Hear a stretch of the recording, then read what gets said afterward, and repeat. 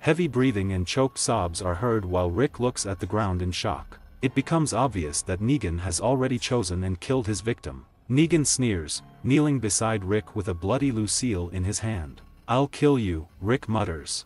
Negan asks him to repeat.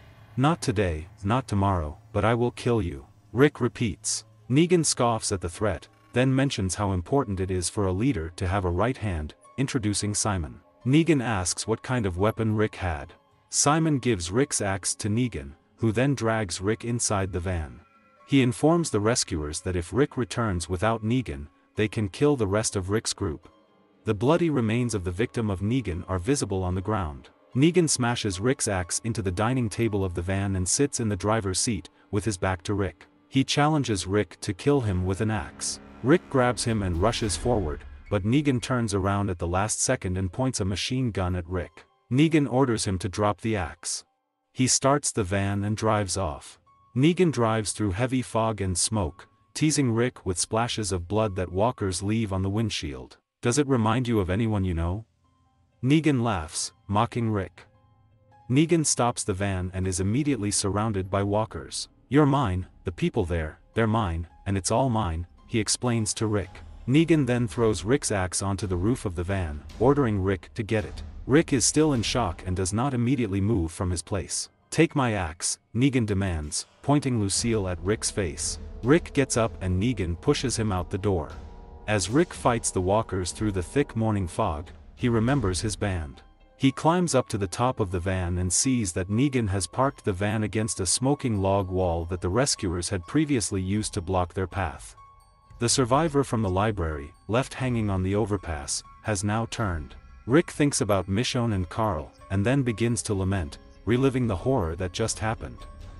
Remembering the arrangement, Rick's group kneels while Negan ponders who to kill, playing his little counting game. He lingers and points hard at Abraham, showing that he is a victim.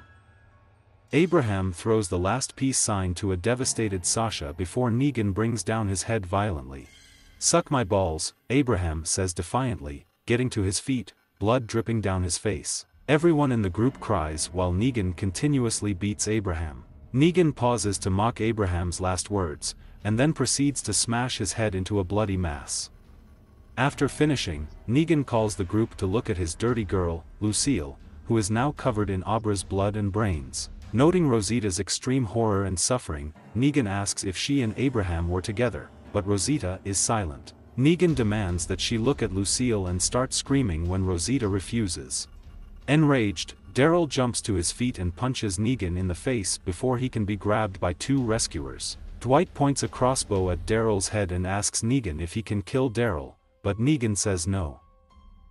As punishment for Daryl's misdemeanor, Negan reminds the group that resistance is always punished. He reminds them that although the first of them is free and unlike the others they may have encountered, he is a man of his word. He exclaims, "So, back to that," and then hits Lucille twice on Glenn's head. Maggie screams. Glenn manages to sit down again, and then it turns out that the force of the blows dented his skull and knocked out one eye. Maggie looks at her husband in horror. Negan mocks Glenn while he tries to talk. Eventually Glenn stutters, "Maggie, I'll find you." Negan seems to sincerely apologize for his actions, but then reminds the group that there are no exceptions, and continues. He beats Glenn to death in the same way as Abraham, until there is practically nothing left of his head, and a mass of bones, brain and flesh is still twitching in place of Glenn's corpse. In the present, Rick lies on the roof of the van, an axe next to him, and cries, remembering the terrible deaths of Glenn and Abraham. From inside the van, Negan shoots through the roof to hurry Rick up. Rick grabs an axe and jumps off the roof, grabbing a walker hanging on an overpass, but in doing so he drops the axe. The walkers swarm and grab Rick by the legs. Negan opens the window and shoots most of the walkers trying to grab Rick, but then the body of the hanging walker separates from the head, and Rick falls into the herd. Negan orders Rick to take the axe again. Rick finds the axe and returns to the van, while imagining the rest of the group remembering what hit Lucille. "Well done," says Negan and starts the van again. Negan drives the van back to the clearing where Rick's group is waiting for him. He removes the bloody axe and tells Rick that he is no longer in charge. "You can still lead a good productive life working for me," he says. He gives Rick the axe. I think you're going to need it, I just have a hunch. Negan pushes Rick out of the van and drags him back to the rest of his group. He explains to Rick that the purpose of the trip was to change the way Rick sees him. However, Negan believes that Rick is still not afraid enough of him. Negan orders his men to put a gun to everyone's heads, pointing it at the nose to cause maximum confusion, and calls Carl to him. He wraps his arm with a belt as a tourniquet and tells Carl to lie face down on the ground. He draws a line on Carl's hand and gives Rick an ultimatum. Rick must cut off Carl's hand or everyone will die, including everyone in Alexandria. Rick is terrified. Michonne pleads with Negan, explaining that they now understand his new world order.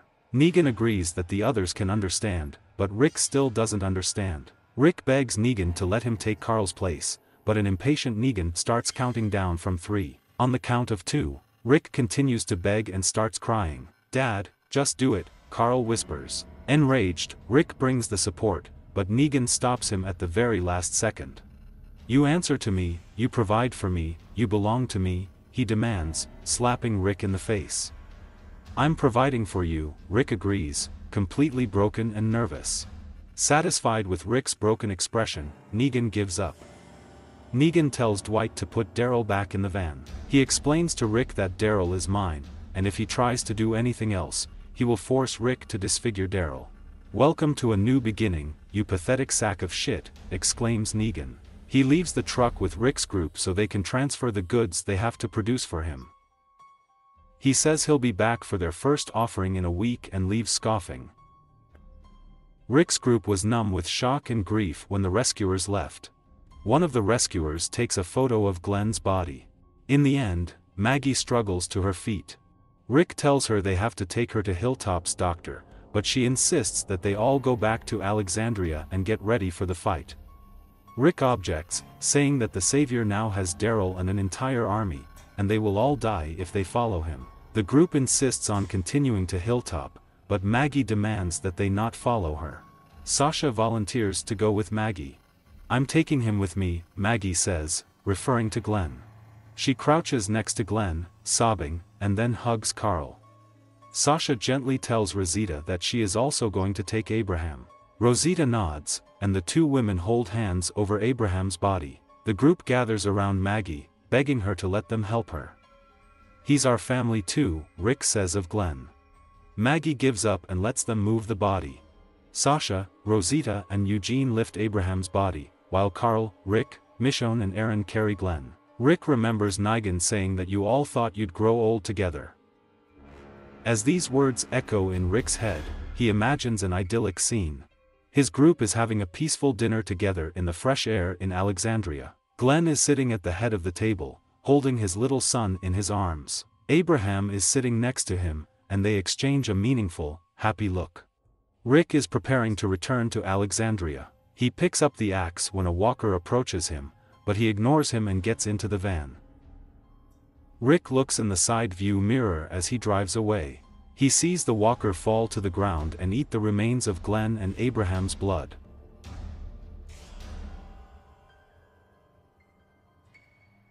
Carol regains consciousness in a horse-drawn carriage. Her wounds are fresh, it's only been a few hours since Roman repeatedly shot her. The men on horseback, who had previously offered Carol medical care, drive the cart, and Morgan walks next to the cart and Carol falls asleep again. She wakes up disoriented. She sees Morgan fighting the walkers with the help of men on horseback. In a state of hallucination, she confuses walkers with people. Weak and upset, she runs away.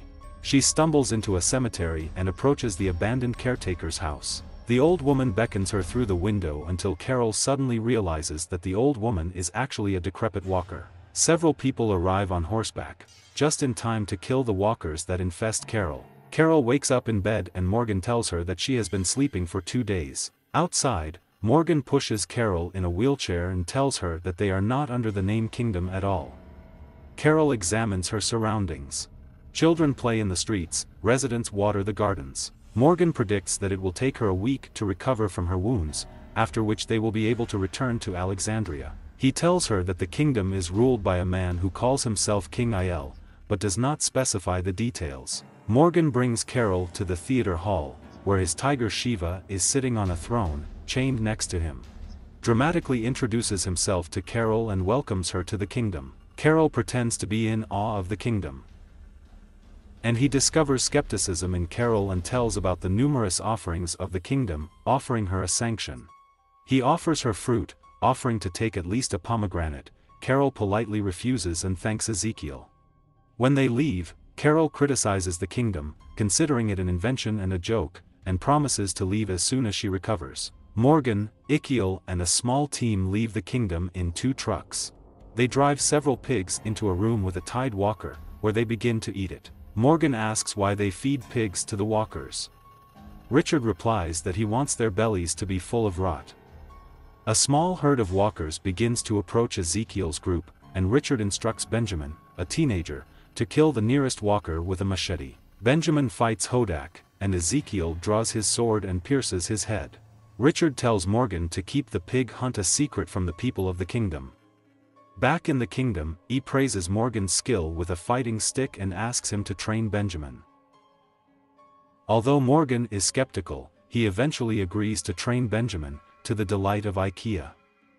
Morgan trains Benjamin in the gazebo. Carol travels around the kingdom and steals a hunting knife and a bar of chocolate from the table unnoticed. She distracts a man who folds laundry and steals clothes from the table. Morgan and Benjamin train, and Ezekiel watches them, impressed by what he saw.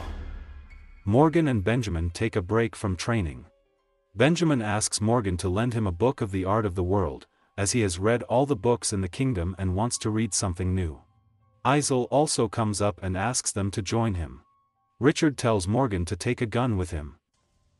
Morgan, Icky and a small team are waiting in the parking lot with a load of slaughtered pigs. There is a group of saviors. Gavin, the leader of the group, counts the pigs and is pleased to find that they are larger than the previous batch. Richard notices that the pigs were well fed. When Diana, a resident of the kingdom, begins to explain to Morgan who the saviors are, he declares with a note of anger in his voice that he knows who they are. While they are loading, the savior Jared picks a fight with Richard, and orders his men to put down their guns, and Gavin tells Jared to stop hitting Richard and reminds him of how well he treated them. Gavin reminds Keel that next week is production week. He warns from Keel that Richard will be the first to die if they deliver less than they asked for. In the kingdom, Morgan has lunch in the cafeteria with Benjamin and Henry, Benjamin's younger brother. He explains that Ezekiel is keeping the deal with the saviors a secret because she is worried that the residents will want to fight despite being outnumbered. He asks if Morgan is against killing after reading the pacifist inscription in The Art of Peace. Morgan tells him that sometimes he changes his mind. Later, Morgan brings food to Carol's room and finds it empty. That evening, Ezekiel finds Carol picking fruit in the garden as she prepares to leave the kingdom. She assumes her humble appearance until Iz gently tells her not to talk nonsense. She sheds her disguise and says she thinks he's a buffoon. And he sits down next to Carol and tells her in his normal voice that this is human nature, people follow another leader to feel safe.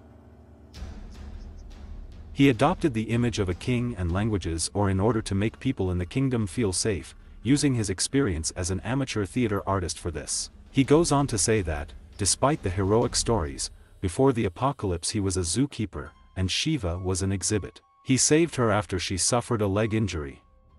Carol still wants to leave the kingdom, so she comes up with a plan so she can go and not leave. The next day, Morgan accompanies Carol to the cemetery. Carol enters the cottage and kills the old woman Hodak. She buries her on the street, among the tombstones. When Carol is lighting a fire in the fireplace of her new home, there is a knock on the door. This is Izaki or Shiva. He offers her pomegranates, telling her how delicious they are, and she smiles. In the Savior complex, Dwight watches TV, plays air hockey with Laura and carves wooden figures. At the market, he makes his way to the bread queue and grabs a whole loaf. He watches as the rescuers beat up a red-haired man who got into an argument with a worker. After the man was beaten to death, Dwight raided his living quarters, took a jar of mustard, another jar of cucumbers, and his pregnant wife and son watched what was happening. Dwight takes tomatoes from the garden and eggs from the chicken coop. Dwight, Gordon and the workers kneel as Negan walks by. He makes himself an egg and salad sandwich using looted ingredients and eats it outside looking somewhat satisfied. He watches as two workers harness a walker and chain him to the walker-encrusted exterior fence of the complex. Dwight spreads dog food on bread and takes the sandwich to Daryl, who is lying naked in a dark cell, and Daryl eats it, and he closes the door. Daryl is lying in a dark cell, and cheerful, invigorating music is playing in his ears. Dwight opens the door and gives him another sandwich, and Daryl eats it. Dwight leaves, and the sound of the door being locked is heard again. The scene repeats, only this time Dwight gives Daryl clothes. Dwight takes Daryl out of the cell and leads him to Dr. Carson's office. Dr. Carson just finished examining Sherry. She recognizes Daryl, but Dwight forbids her to talk to him. She tells Dwight that her pregnancy test is negative. Dwight looks at the test and says she can always try again. As she leaves, she advises Daryl to do whatever he is told. Dr. Carson examines Daryl's injured shoulder and assures him that Negan will take care of him. As Dwight leads Daryl back down the hallway, Negan appears and takes Dwight aside for a conversation. The savior Fat Joey guards Daryl at gunpoint. Right in front of Daryl is an open door, behind it he sees an apartment. Dwight pulls him away. He takes Daryl outside and shows him the fence line of the complex. They watch as two workers secure a new walker outside. It's a red-haired man from the market. Dwight says Daryl will be forced to work in the yard if he doesn't make the right choice. Back in the cell, Daryl tells Dwight that he will never kneel in front of Negan. "That's what I said, too," Dwight replies. He closes the door. Daryl frantically probes the walls of the cell and kicks the door. Negan tells Dwight that he works slowly, but it works. Some people are harder to break than others. He praises Dwight and offers him to sleep with one of his wives. Dwight politely refuses, which angers Negan, but then a voice is heard on the radio telling him about the escaped employee. Negan tells Dwight to send someone else to do the heavy lifting, but Dwight assures Negan that he likes it. After a while, Negan laughs and sends Dwight in search of the fugitive. Dwight leaves the camp on a motorcycle. There's music playing in Daryl's cell. Joey brings him a sandwich. He closes the door, and this time the sound of the lock is not heard. Daryl waits, then cautiously opens the door. Then he sneaks out and sneaks down the corridor. Meanwhile, Dwight rides his motorcycle through a herd of crippled walkers crawling along the highway. One walker falls from an overpass. Dwight dodges him, but he almost falls on him. He and the walker fight, but in the end the duo manages to shoot him down.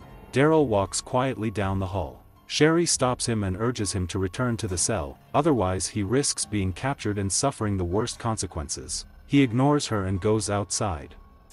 He heads towards the parked motorcycles, but is stopped by a group of rescuers who foresaw his escape. Negan shows up. "We've already shit in our pants," he says. Negan asks the saviors surrounding Daryl, "Who are you?" They all answer, "Negan." He tells Daryl that he has failed his chance to prove that he is ready for the next step. Negan offers 3 options: death, work for points, or work for Negan and life as a king. Daryl doesn't say anything. Negan looks annoyed and swings Lucille at Daryl, but Daryl doesn't flinch, which impresses Negan. Negan leaves while the saviors beat up Daryl.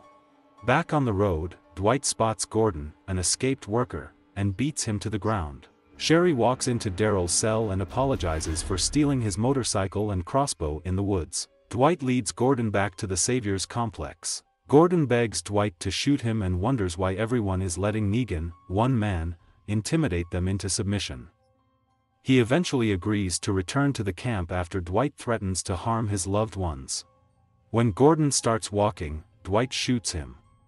When Dwight returns to camp, he finds Sherry in the stairwell, and they smoke cigarettes together. "Does he treat you well?"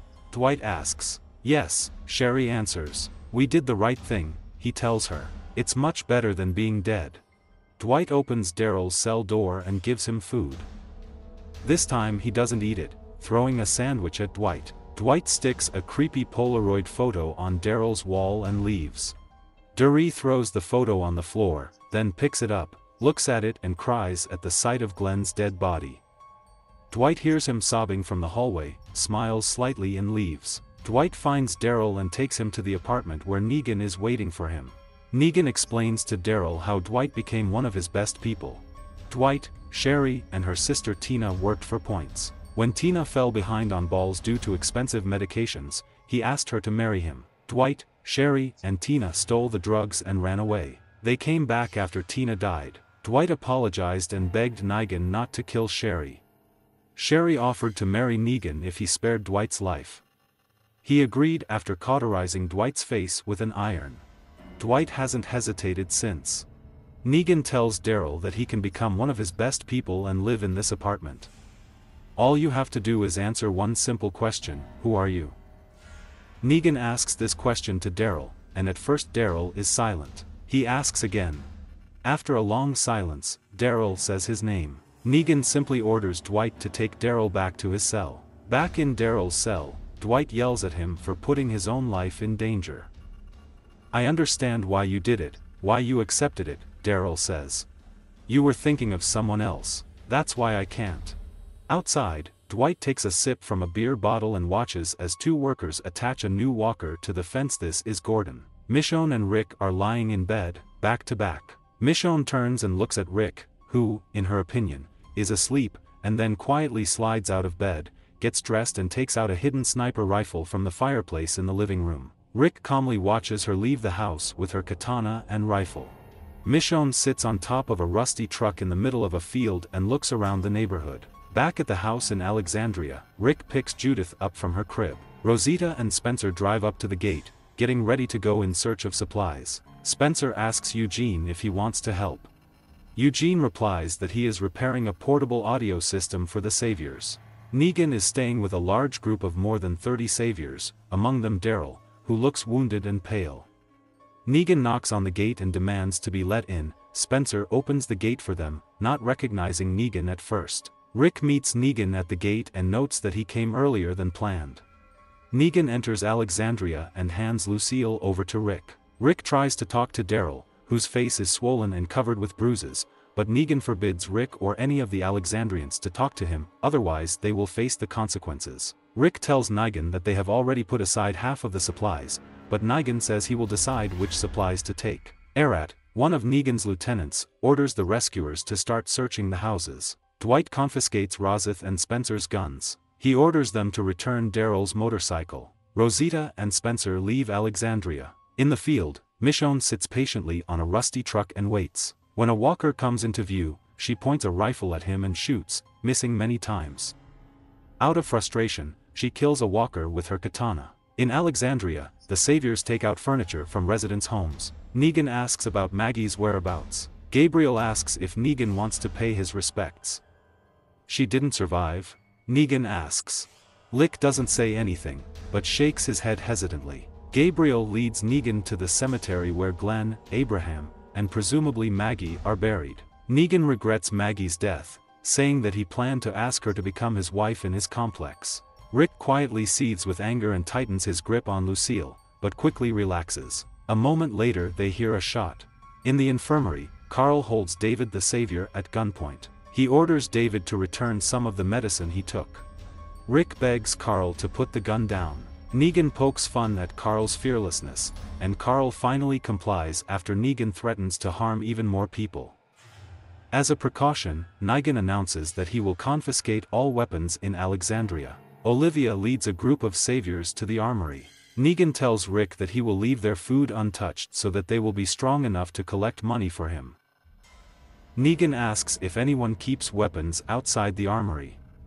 Rick assures him that all the weapons are stored in a warehouse. In the woods, Rosita and Spencer find Daryl's motorcycle where they hid it before. Spencer begins to doubt Rick's leadership, unaware that Rosita is heading into the woods while Spencer loads the motorcycle into their van. Arat informs Negan that 2 pistols have disappeared from the armory. Frustrated, Negan threatens to kill Olivia if Rick doesn't find the missing guns. Rick calls a meeting of the residents of Alexandria in an attempt to find the missing guns. Ignoring questions about the missing weapon, Eric asks Rick how he plans to get them out of the situation with Negan. Rick emphasizes that there is no way out, Negan is the main one. He asks if anyone has a gun. Eugene notices that some people are absent from the meeting. Rosita tracks down the lifeless Saviors who were present at Denise's death and kills them.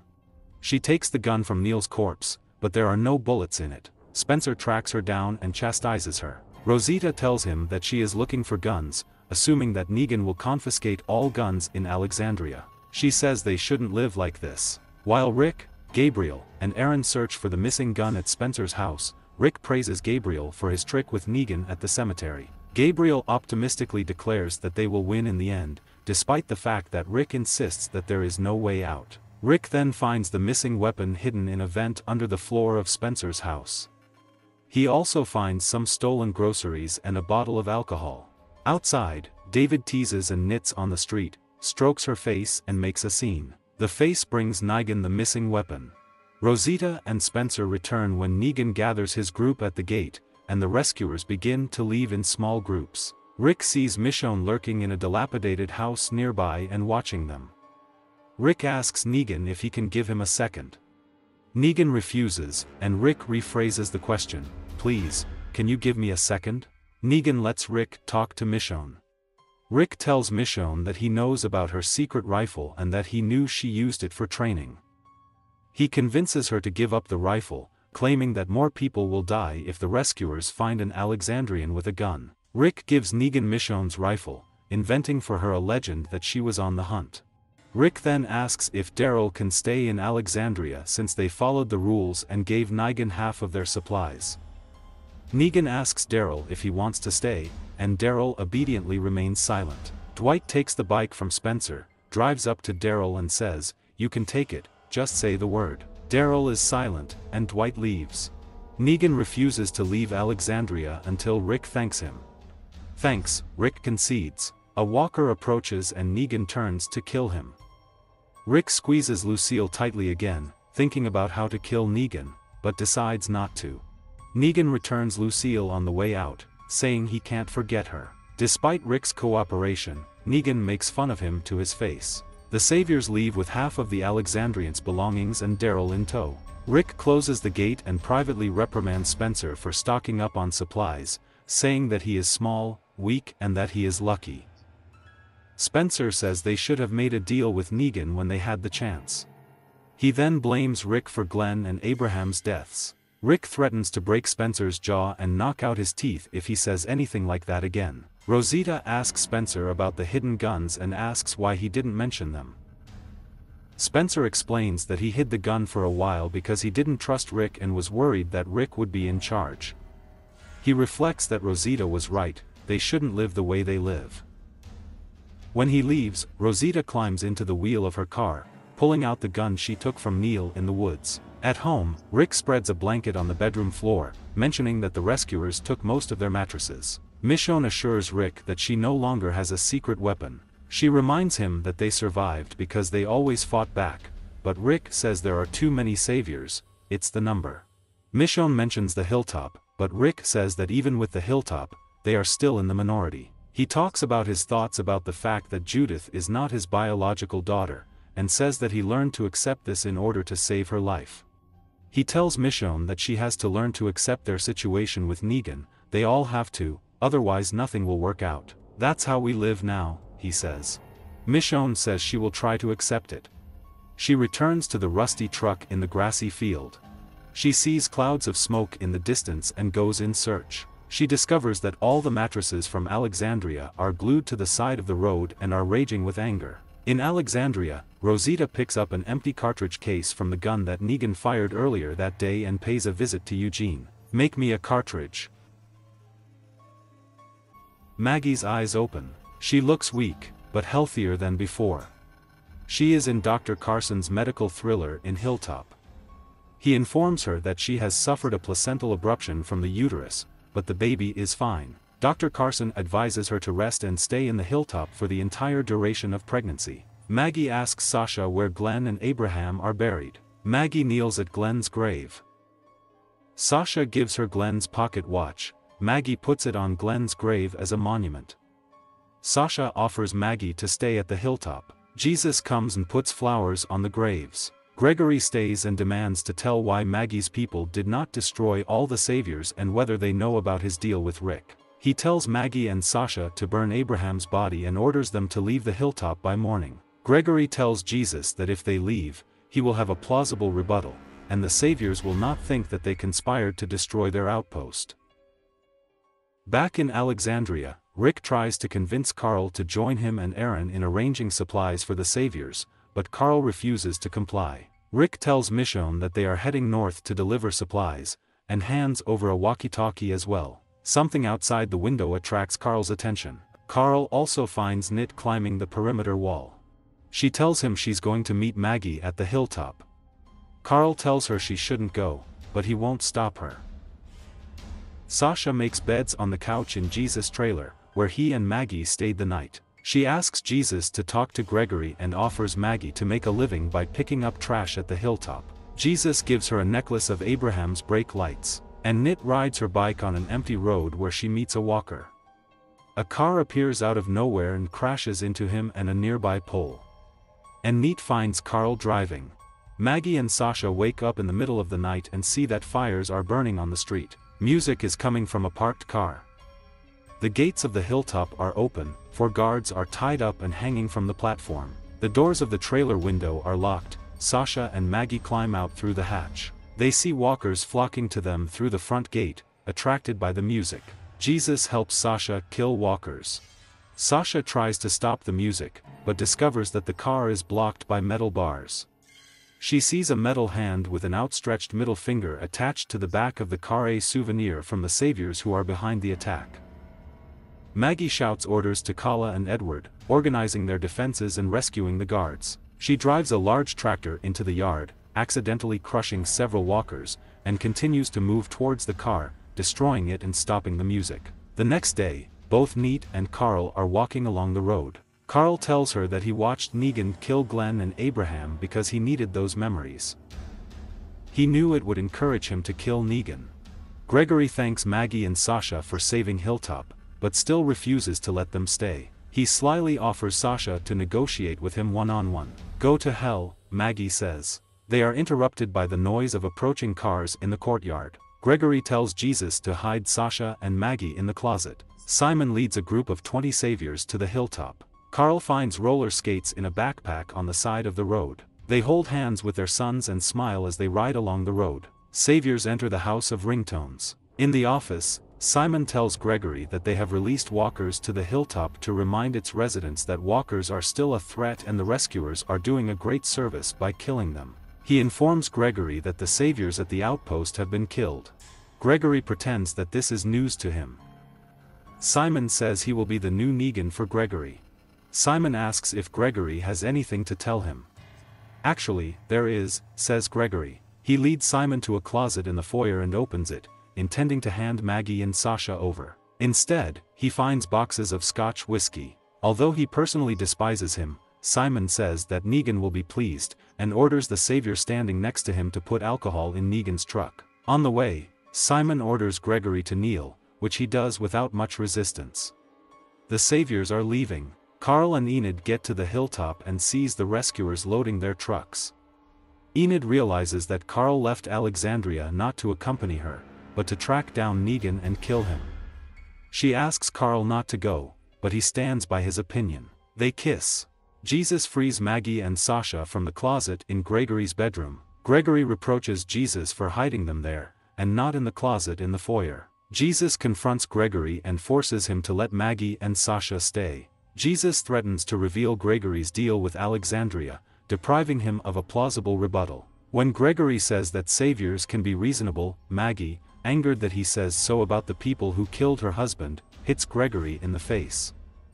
Then she reaches into his pocket and takes Glenn's watch, which Gregory stole from the grave. Jesus tells Maggie and Sasha that at first he couldn't imagine anyone other than Gregory running the hilltop. Now I can, he says cryptically. Maggie leaves. Sasha asks Jesus to find out where Negan lives, but to keep it a secret from Maggie. Jesus agrees to follow the truck, which is heading back to the camp of the saviors. Maggie finds Nit sitting by Glenn's grave, and they embrace. And Nit cooks dinner for Maggie in Jesus' trailer, and Sasha joins them. Maggie gives the pocket watch and Nit away, saying they don't need items to remember they're dead. They sit around the table, take each other's hands and pray. The saviors are leaving Hilltop. Jesus sneaks into a truck that is heading to their camp. He takes a sip of whiskey, then pours the rest out of the bottle. The voice says hey. Jesus looks at the front of the truck and sees Carl among the cargo. Young girl Rachel Ward kills a walker on the beach. Soon after, she notices another body washed up on the shore. Believing that this is a future walker, Rachel rushes at him to kill him. Her older companion, Cindy, stops her. Cindy points out that the body, which turns out to be Tara, is still alive, but is unconscious. Rachel reminds Cindy that they have to kill all the strangers they meet. However, Cindy convinces her to save Tari's life and drags Tara's body to the beach. In the flashback, Heath and Tara are having dinner in a van at the end of a 2-week garbage collection job. Heath suggests they return to Alexandria, but Tara insists that they continue to search for ammunition and medicines. Heath regrets killing the saviors at the satellite station. He reluctantly agrees to dig around for another day before heading home. Cindy is reading in her bedroom and looking at her watch. Later, Cindy returns to the beach and finds Tara sleeping in the place where she left her. Cindy leaves a fish wrapped in cloth, a couple of water bottles and a spear next to the old one, and then leaves. Tara, who only pretended to be asleep, follows Cindy into the woods. Tara follows Cindy through a secret entrance to a bustling village where a large group of women live. Suddenly, as Tara watches from behind the house, several women drive the children into the house. Older girls and adults begin to arm themselves and organize. While Tara is looking at this, one of the women turns around and shoots her. Tara runs away from the shots, beats one of the women down, knocking her out. Rachel stands in front of Tara and is about to shoot her when Cindy intervenes again. New women appear from the forest, surround Tara and hold her at gunpoint. The leader, Netania, orders Cindy to move away from Tara. In the flashback, Heath and Tara carefully move forward across a barricaded bridge littered with dumpsters, cars and tarpaulins. They stumble upon a large pile of packed sand. The container pulls the dependent bag stuck in the sediment. Heath tries to stop her, but it's too late. The mound collapses, releasing a herd of walkers who were trapped inside. Sand walkers rush at Tara and Heath. When Tara falls, it seems that Heath leaves her for dead. In the present, Tara is sitting handcuffed to the radiator. Tanya enters the room, joined by Katie and Beatrice, and begins questioning Tara about her past. Tara lies and says nothing about Alexandria when asked where she is from. Instead, she tells them she's from Atlanta. She says she was traveling with a friend who worked with her on a fishing boat. She fell off the bridge after they were attacked by walkers and eventually washed ashore. She offers to leave their settlement, but Natalia worries that she knows too much. In the evening, Natalia invites Tara to have dinner with her, Cindy, her granddaughter, Katie and Beatrice. At the dinner table, they take off the old handcuffs. Over dinner, Natalia invites Tara and her friend to settle in their settlement so that they do not reveal their whereabouts to anyone. Tara notices that there are no men in the settlement. Natalia explains that all the men were killed in a skirmish with another group, after which the women decided to move their house to another place and remain in secret. Tara confesses that she comes from a community that killed a threatening group at an old satellite station so they could stay alive. She invites their groups to unite. Netania agrees to send an old guide to find Heath and meet her community.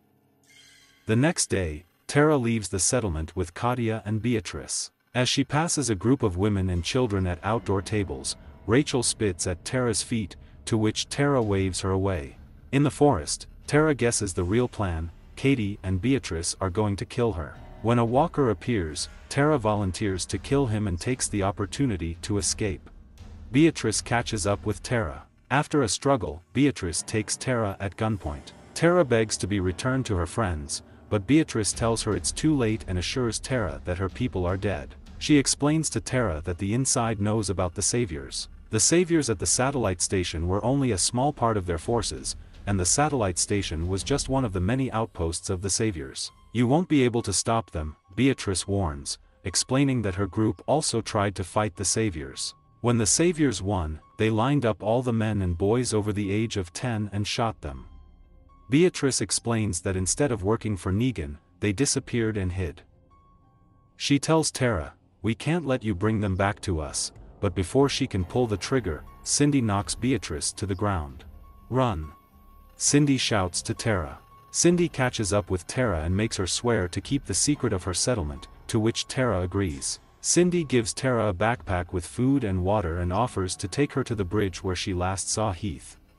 Cindy accompanies Tara to the bridge and refuses to leave until Tara safely crosses it. While Tara is walking across the bridge, a herd of walkers appears from behind the tarpaulin. Cindy shoots them off the roof of the car while Tara searches for Heath, but can't find him. In the flashback, Tara is surrounded by walkers in the sand. It seems that there is no hope of salvation, when suddenly Heath opens fire to save her. After all, he hadn't abandoned her. Seeing how Heath is overwhelmed by walkers, and his gun is running out of ammo, Tara tries to get to his aid, but she is caught fighting with walkers. He insists that she leave, but she refuses. "We're together," she screams, but the walkers push her in the back, and she falls off the bridge. In the present, Tara safely crosses the bridge. She suddenly stops and notices a walker who looks like Heath. Desperate to find out if it's him, she kills the surrounding walkers to get to him. Realizing that the walker is not him, she is relieved and continues to run. She finds Heath's broken glasses and tire tracks in the dirt, indicating that he has successfully escaped. She picks up the badge and puts it in her pocket. Tara returns to Alexandria on foot. She sets up a tent at the gift shop and eats the food Cindy gave her. Tara reaches the gates of Alexandria, where Eugene greets her with a broken expression. Tara's face falls when she realizes that something is terribly wrong, and soon learns about the death of her friends. Tara sits in the infirmary, depressed by the news of the deaths of Denise, Abraham and Glenn. Deciding to take revenge on the rescuers, Rosita asks Tara if she has any clues about weapons or ammunition. Tara keeps her word to Cindy and tells Rosita that she didn't find anything during her exploration. Michonne walks along a single-lane road, whistling to attract walkers. She kills 2 walkers she has lured and drags away their bodies. Rick and Aaron get out of the truck. "We didn't see that last night," Aaron says, looking at something on the road. 2 rescuers are sitting in the back of a truck, waiting for the herd of walkers nearby to thin out. After the herd has left, they get into the cab and continue on their way to the Negan complex. Carl, Jesus come out of their hiding places in the back of a truck. Jesus pours the syrup on the ground behind the truck, leaving footprints. He suggests they jump out of the truck and walk. Carl hesitates and asks Jesus to show him how it is done. Jesus jumps out, he sees Carl waving goodbye to him from the truck, and realizes that he has been played. Carl raises his gun when the truck stops. He hears voices outside and immediately recognizes Negan's voice. Carl comes out of his hiding place when the rescuers unload the truck. He opens fire and kills one of them, demanding a meeting with Negan. He points a gun at Negan when he appears, but he speaks calmly with a smirk. "You look adorable, and you're using the Savior standing next to you as a shield."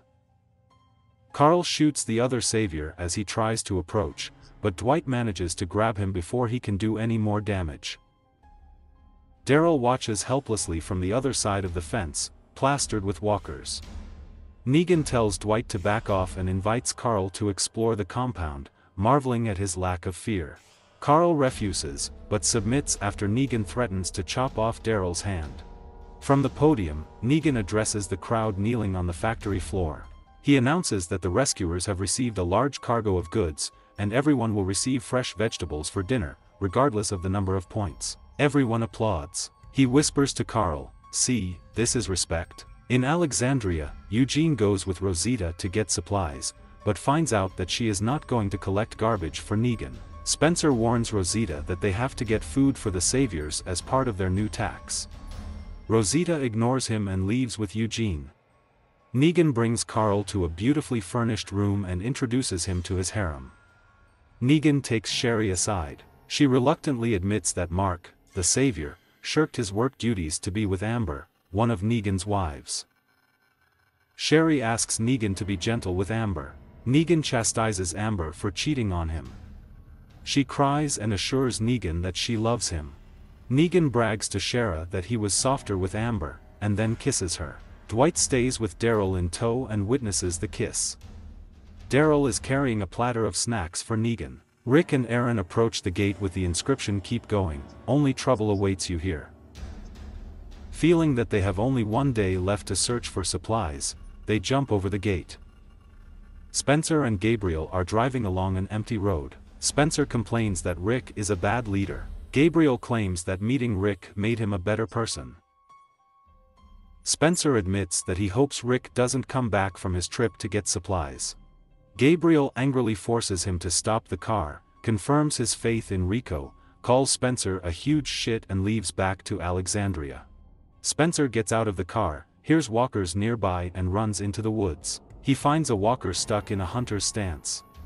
Negan brings Carl to his apartment. He orders Carl to sit across from him and take off his hat and blindfold.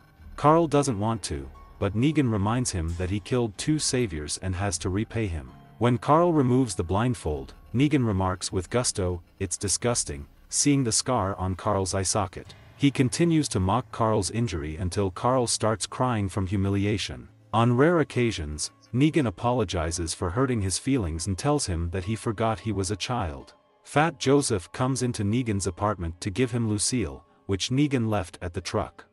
Negan tells Carl that his eye is damn glad, and advises Carl to take off the blindfold so that no one contacts him. He orders Carl to sing him a song. Carl doesn't resist and starts singing. Negan asks about Carl's mother. Carl explains that he shot her so she wouldn't turn. Negan remarks that it's no surprise that he's a future serial killer. Negan and Carl leave the room, with Negan declaring that the iron is ready.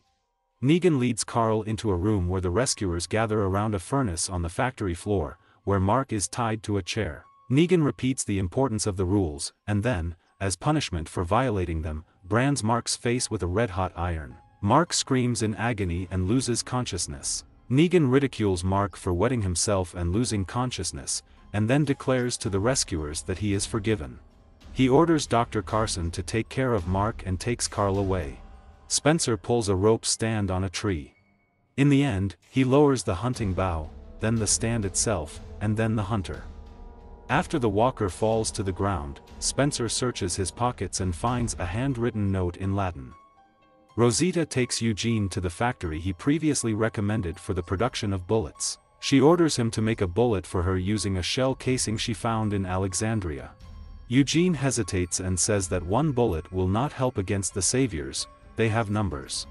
Rosita viciously calls him a coward and says that he is alive only because he lied, and people feel sorry for him and demand a bullet. Eugene calmly goes to work, deeply upset and offended. Back at Negan's apartment, Carl taunts Negan for not being able to kill him, Rick, or Daryl. Negan offers them a ride in the car. On the way, Daryl warns Negan against hurting Carl. Negan tells Dwight to put Daryl back in the cell and leaves. Jesus, who was hiding on top of the truck, remains in the complex. Daryl hears footsteps near his cell. Someone slipped a note under the door. On the front side it says "Go now," and the key is glued on the back.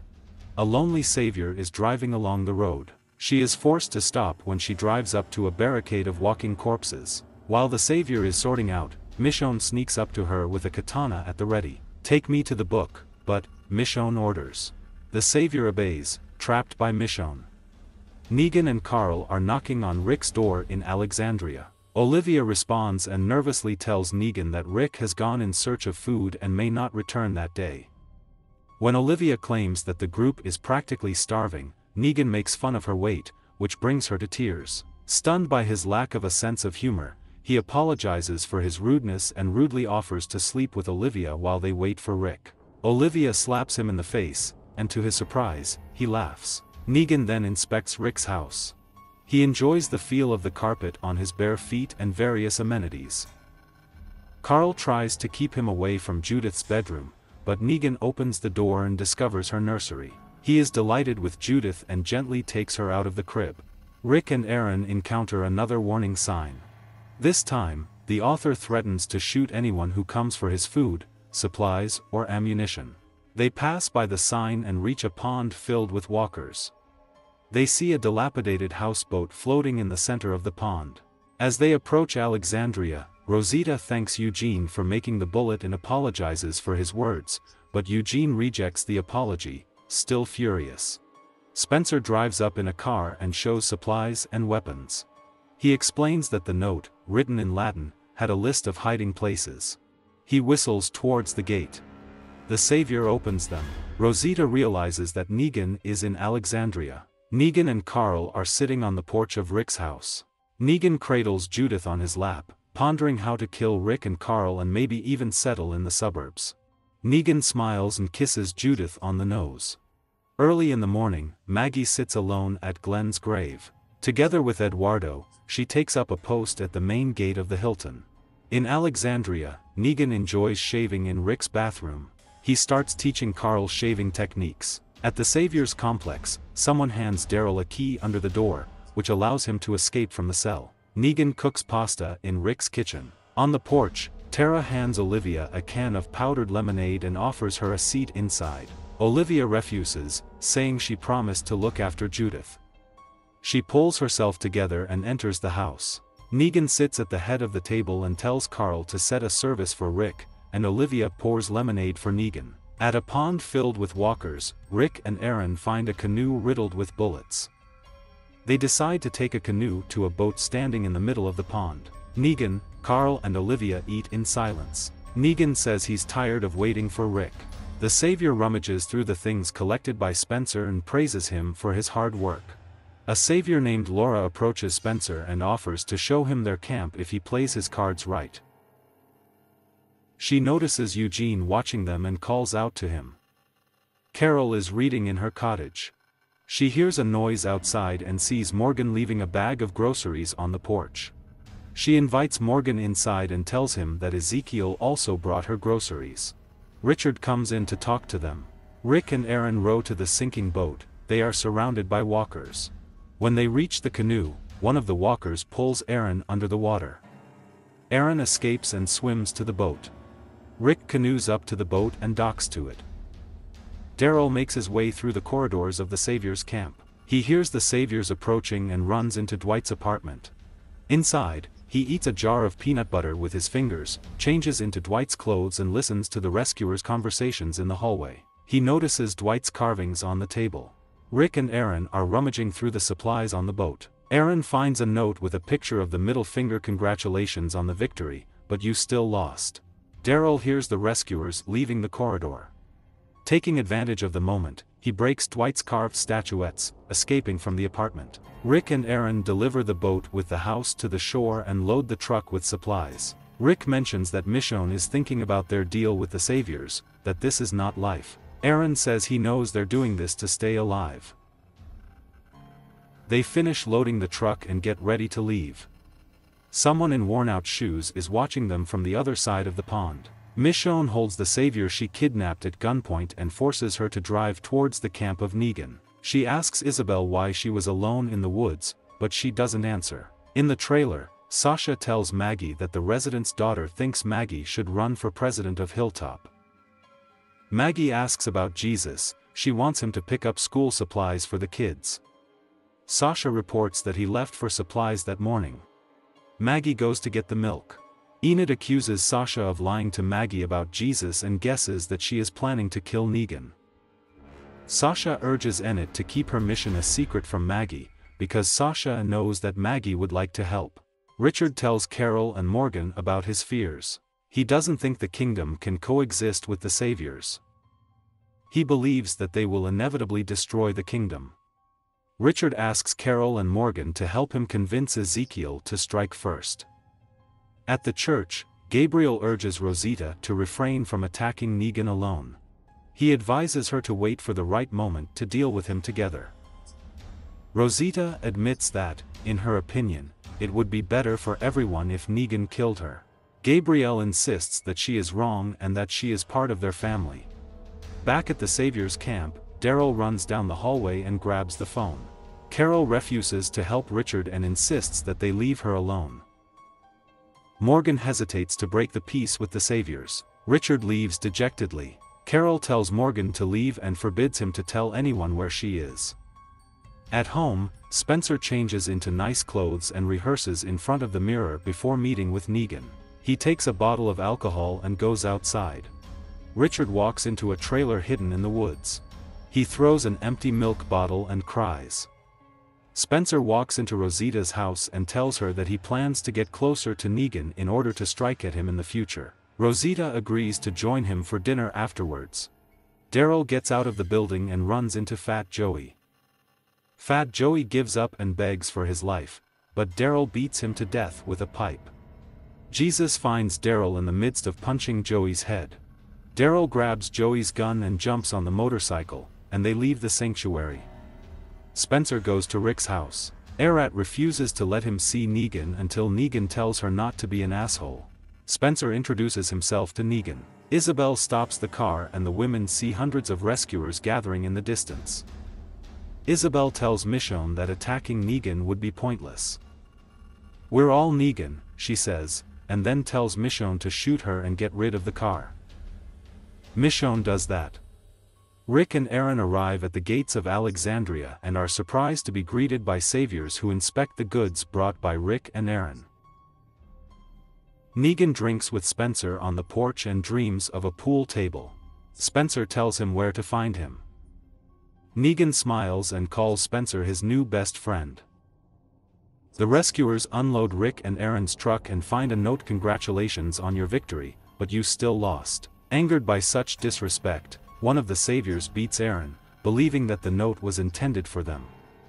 Rick tries to intervene, but is stopped by Gary and Laura. Gary joins David, and both severely beat Aaron. When Negan and Spencer are playing pool in the middle of the street, residents gather around to watch. Spencer tells Negan that Rick's ego is out of control and suggests that Negan appoint Spencer as the new leader of Alexandria. He explains the situation by saying that his parents died shortly after Rick's arrival. Gary and David finish beating Aaron, then Rick helps him up. Negan ponders Spencer's betrayal. He notes that Rick swallows his hatred to collect goods for Negan so that he doesn't kill anyone else. Negan wonders aloud why Spencer doesn't kill Rick himself, but acts secretly. Negan answers his own question: "Because you don't have the guts," he says, plunging a knife into Spencer's stomach and dismembering him. Negan orders someone to remove Spencer's remains, and then jokingly asks if anyone wants to finish the game with him. Enraged, Rosita pulls out a gun and shoots Negan, but the bullet hits Lucille. "Damn, what a piece of shit," shouts Negan. Erat knocks Rosita to the ground and holds her at gunpoint. "Damn, you just tried to kill me." Negan picks up the cartridge case and realizes that it is homemade. He demands to say who made the bullet. Rosita lies and claims that she made it herself. Negan does not believe her and orders Erat to put a knife to Rosita's face. Rosita again claims that it was her, and presses her cheek to Erat's knife, cutting her face. But Negan doesn't believe it and orders Erat to kill someone. Then she shoots Olivia in the head. The face stays at the scene with Aaron and tells Negan to leave when the situation is explained to him. Negan agrees to leave as soon as he finds out who made the bullet. Tara falsely confesses to making a bullet, but when the rescuers point a gun at her, Eugene gets up and with tears in his eyes admits that it was him. Negan, in his disappointment, asks Lucille to give him strength, and then angrily says that after today, Rick's findings are not good enough. Negan and his team leave, taking Eugene with them. Seeing Spencer come to life, Rick angrily stabs him in the head with a knife. In the evening, Michonne informs Rick that there are more saviors than they thought, but that they still have to fight. For Judith, for Carl, for Alexandria and Hilton, for all of us. "Now I know it," Rick agrees. Maggie is standing guard at the gates of the hilltop. She sees something in the distance and smiles. Rick, Michonne, Carl, Rosita and Tara enter the Hilton and reunite with Maggie, Sasha and Nit. Rick admits that Maggie was right all along, they should prepare for the fight. Daryl Jesus comes out to greet them. Daryl gives Rick the gun he took from Fat Joey. Together they head to the mansion. Gabriel is on night watch at the gates of Alexandria. Someone is watching him through binoculars. A dark figure in worn boots disappears into the darkness, and then heads towards Alexandria. Gabriel reads his Bible during the night shift at the gates of Alexandria. He peers into the darkness, a worried expression appears on his face, and he leaves his post. In the storeroom, Gabriel hastily fills the crates with food and weapons. His Bible falls to the floor as he looks through the gun registry with shaking hands. He loads the crates into the car and leaves Alexandria. A mysterious dark figure rises from the passenger seat and the car drives away. Meanwhile, Rick's group meets with Gregory at his office in Hilltop. He refuses to help them in the fight against the saviors. Gregory tells the survivors that they owe him double. For not killing the saviors, as he promised, and for personally risking hiding Maggie and Sasha. They leave the library, and will not take them to the courtyard, where a group of Hilltop residents offers to join the fight against the saviors. Daryl thinks they don't need a large army. If they find the right supplies, they can blow them up. Tara says that there are civilians in the shelter. Rick suggests they return to Alexandria before the saviors come for Daryl. Jesus shows a long-range walkie-talkie stolen from the saviors. They can eavesdrop and find out if Negan will send his people to Alexandria. He then invites them to visit the king and Ezekiel. Jesus leads Rick's group to an abandoned parking lot. Richard and another guardian of the kingdom, Elvira, arrive on horseback. Jesus makes an acquaintance and explains that they have similar interests. After some hesitation, Richard invites them to follow him. Richard, believing that Rick is interested in becoming a trading partner, trusts Jesus. He stresses that they need to fight the saviors. Jesus assures Richard that he has good news. Richard leads Rick's group inside the kingdom, where they meet Morgan. Morgan keeps his word. He confesses to Rick and Daryl that he found Carol, but says that she subsequently left the kingdom without revealing her whereabouts. Richard takes Rick's group to the theater, where they meet with King Ikea. Rick asks Mikkel to help them in the fight against the saviors, and chastises Jesus for telling Rick about his deal with the saviors. They make their arguments. In the process, Richard calls to fight with the saviors until the situation worsens, and Morgan asks his opinion of the female, advises to find a non-violent way. Agrees to inform Rick of his decision in the morning and invites them to stay the night. Benjamin runs into Carol in the woods while practicing his skills against walkers. She advises him not to make noise and tells him to go home, and puts Henry, Benjamin's younger brother, to bed. Benjamin calls on Ezekiel to help Rick's group in the fight against the saviors and thanks him for his advice. The next morning, he explains to Rick that although the kingdom seems idyllic, they had to fight for it. He lost a lot of people in the battle with the walkers, so he refuses to break the peace made with the saviors. However, he offers Daryl shelter within the walls of the kingdom. Rick's group is selected from the kingdom. Sasha complains about the difference in the language Rosita turns her down and refuses to be friends because Abraham left her for Sasha. Rick explains to Richard that they don't have the strength to destroy even one outpost. Richard understands that it's not just about numbers.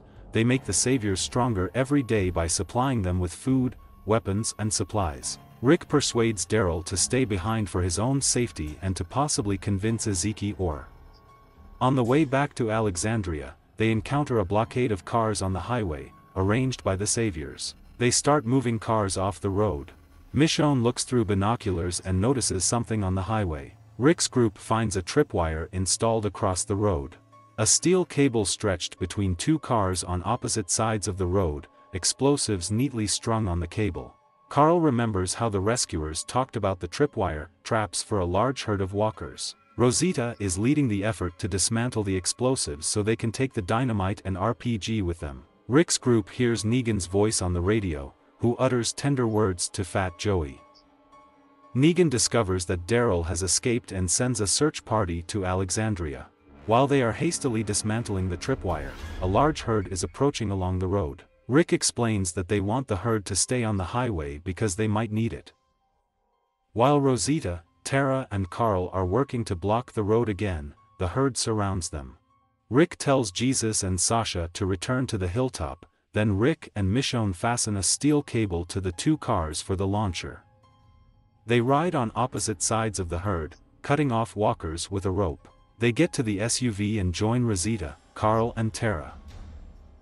As the SUV drives away, the remnants of dynamite explode among the herd behind them. While Rick and Michonne catch their breath in the back seat of the car, she assures him that they will cope. Rick's group returns to Alexandria moments before Simon stays with the group of saviors. Lick innocently wonders why they return to the task so quickly. Simon tells him that they are looking for Daryl. The saviors search Alexandria, but find nothing. Simon notices that the shelves in the pantry are empty. Aaron explains that they are having a hard time collecting supplies. After Simon leaves, Rick asks Aaron about the pantry. Aaron and Tobin explain that Gabriel disappeared from the night shift along with most of the food, weapons and car.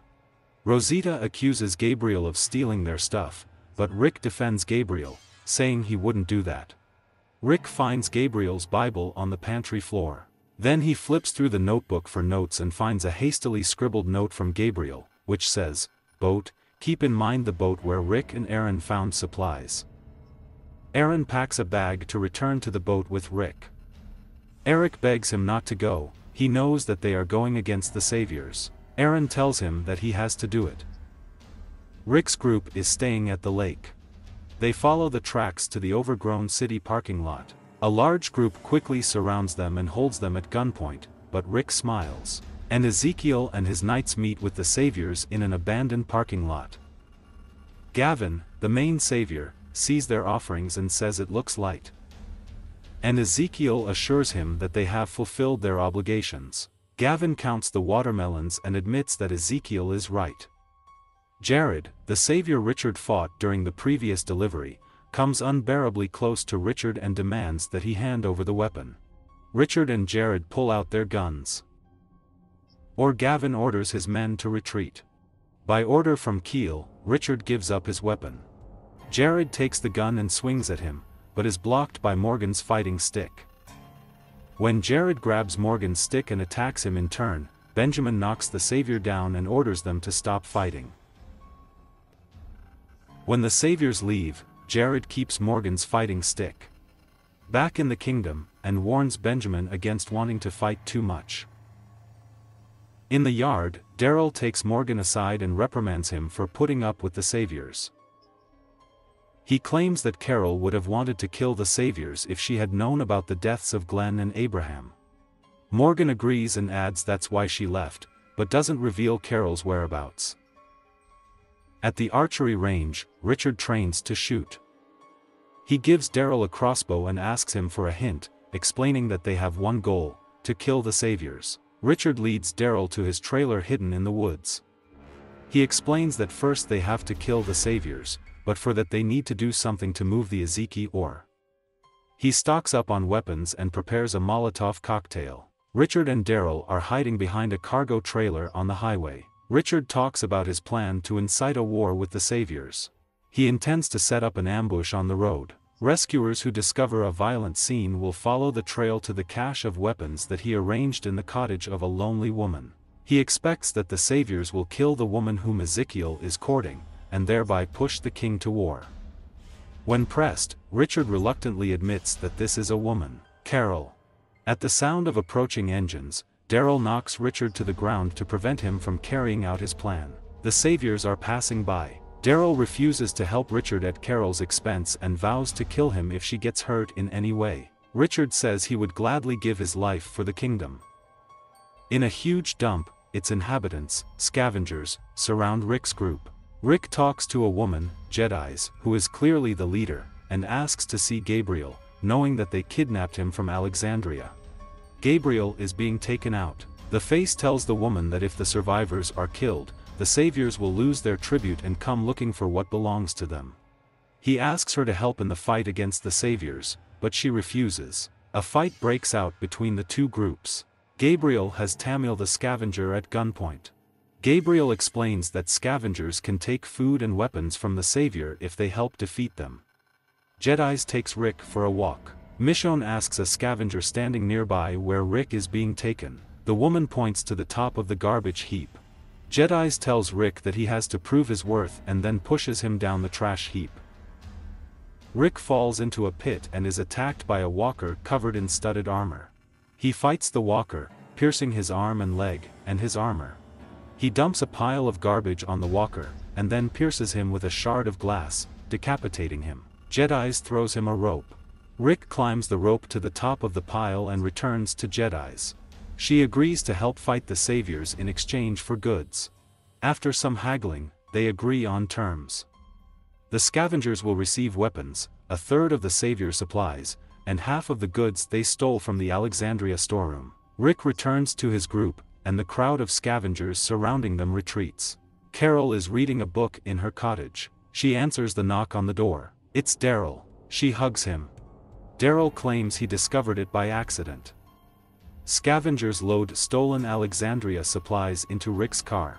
Gabriel thanks Rick for saving him, believing in him and not deciding that he stole supplies from the pantry.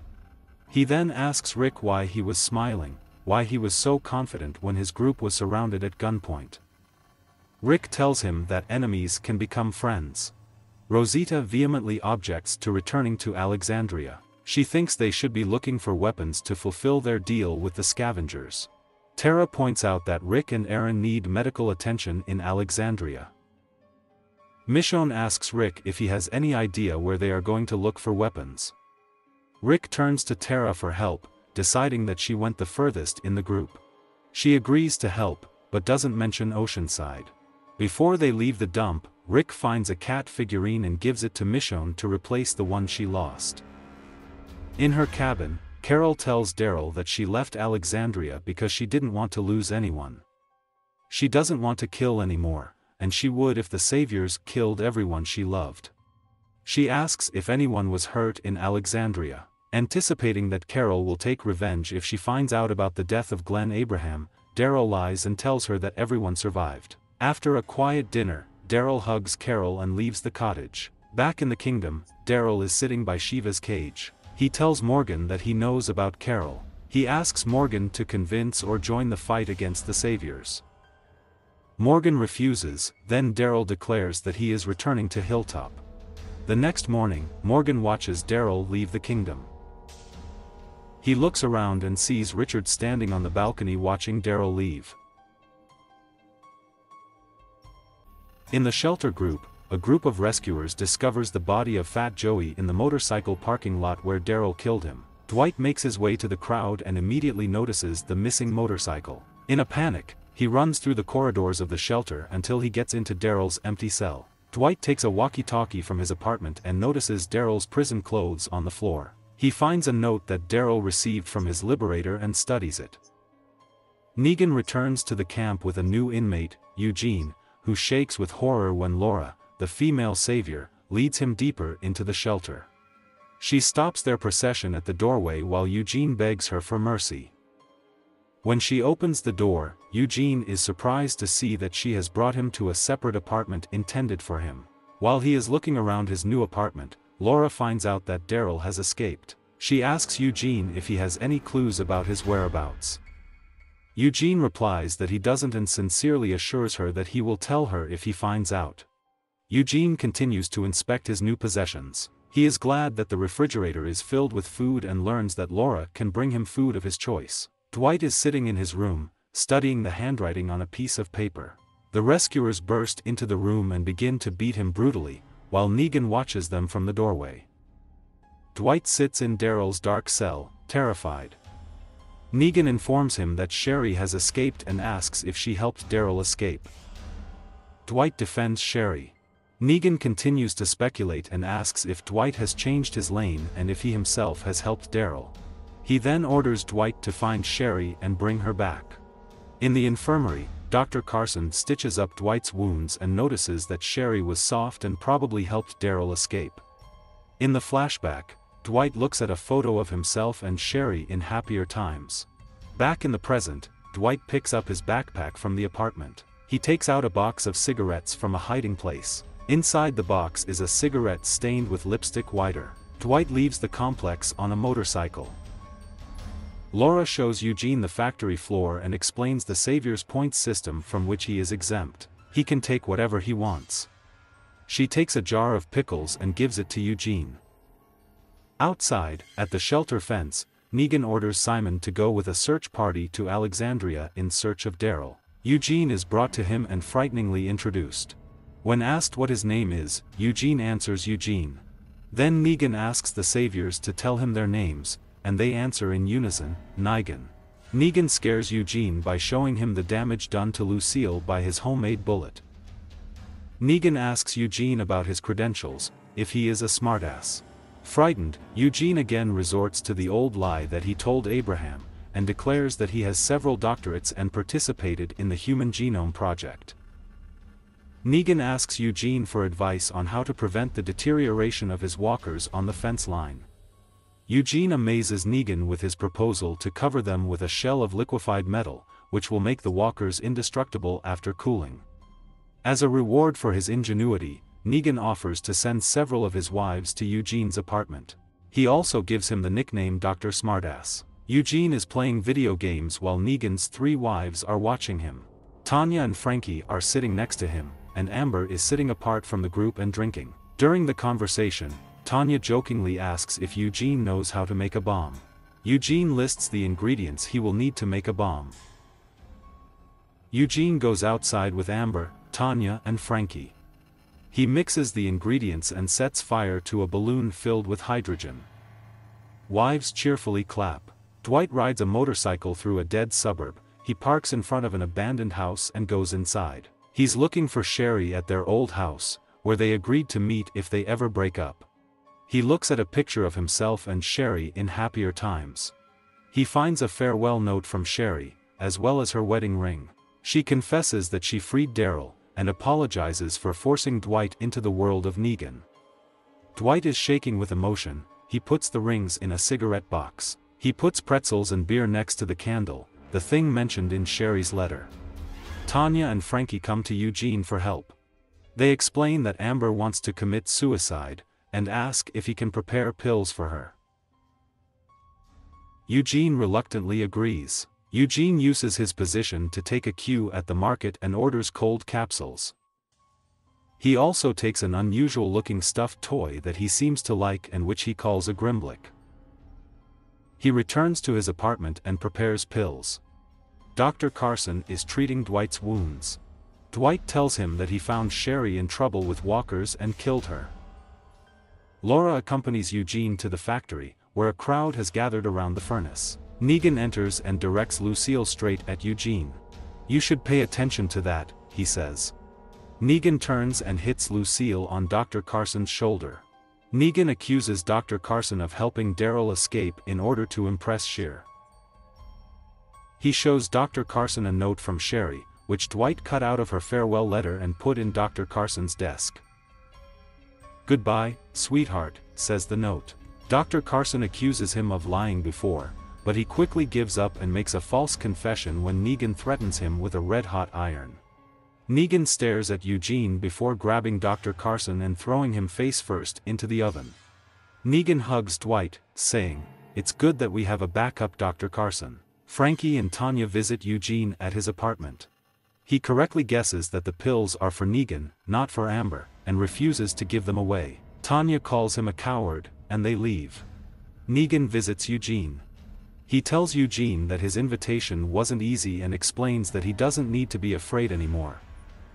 Negan asks Eugene who they are, but before he finishes the question, Eugene seems to attach his former friends, replying, "I'm Negan."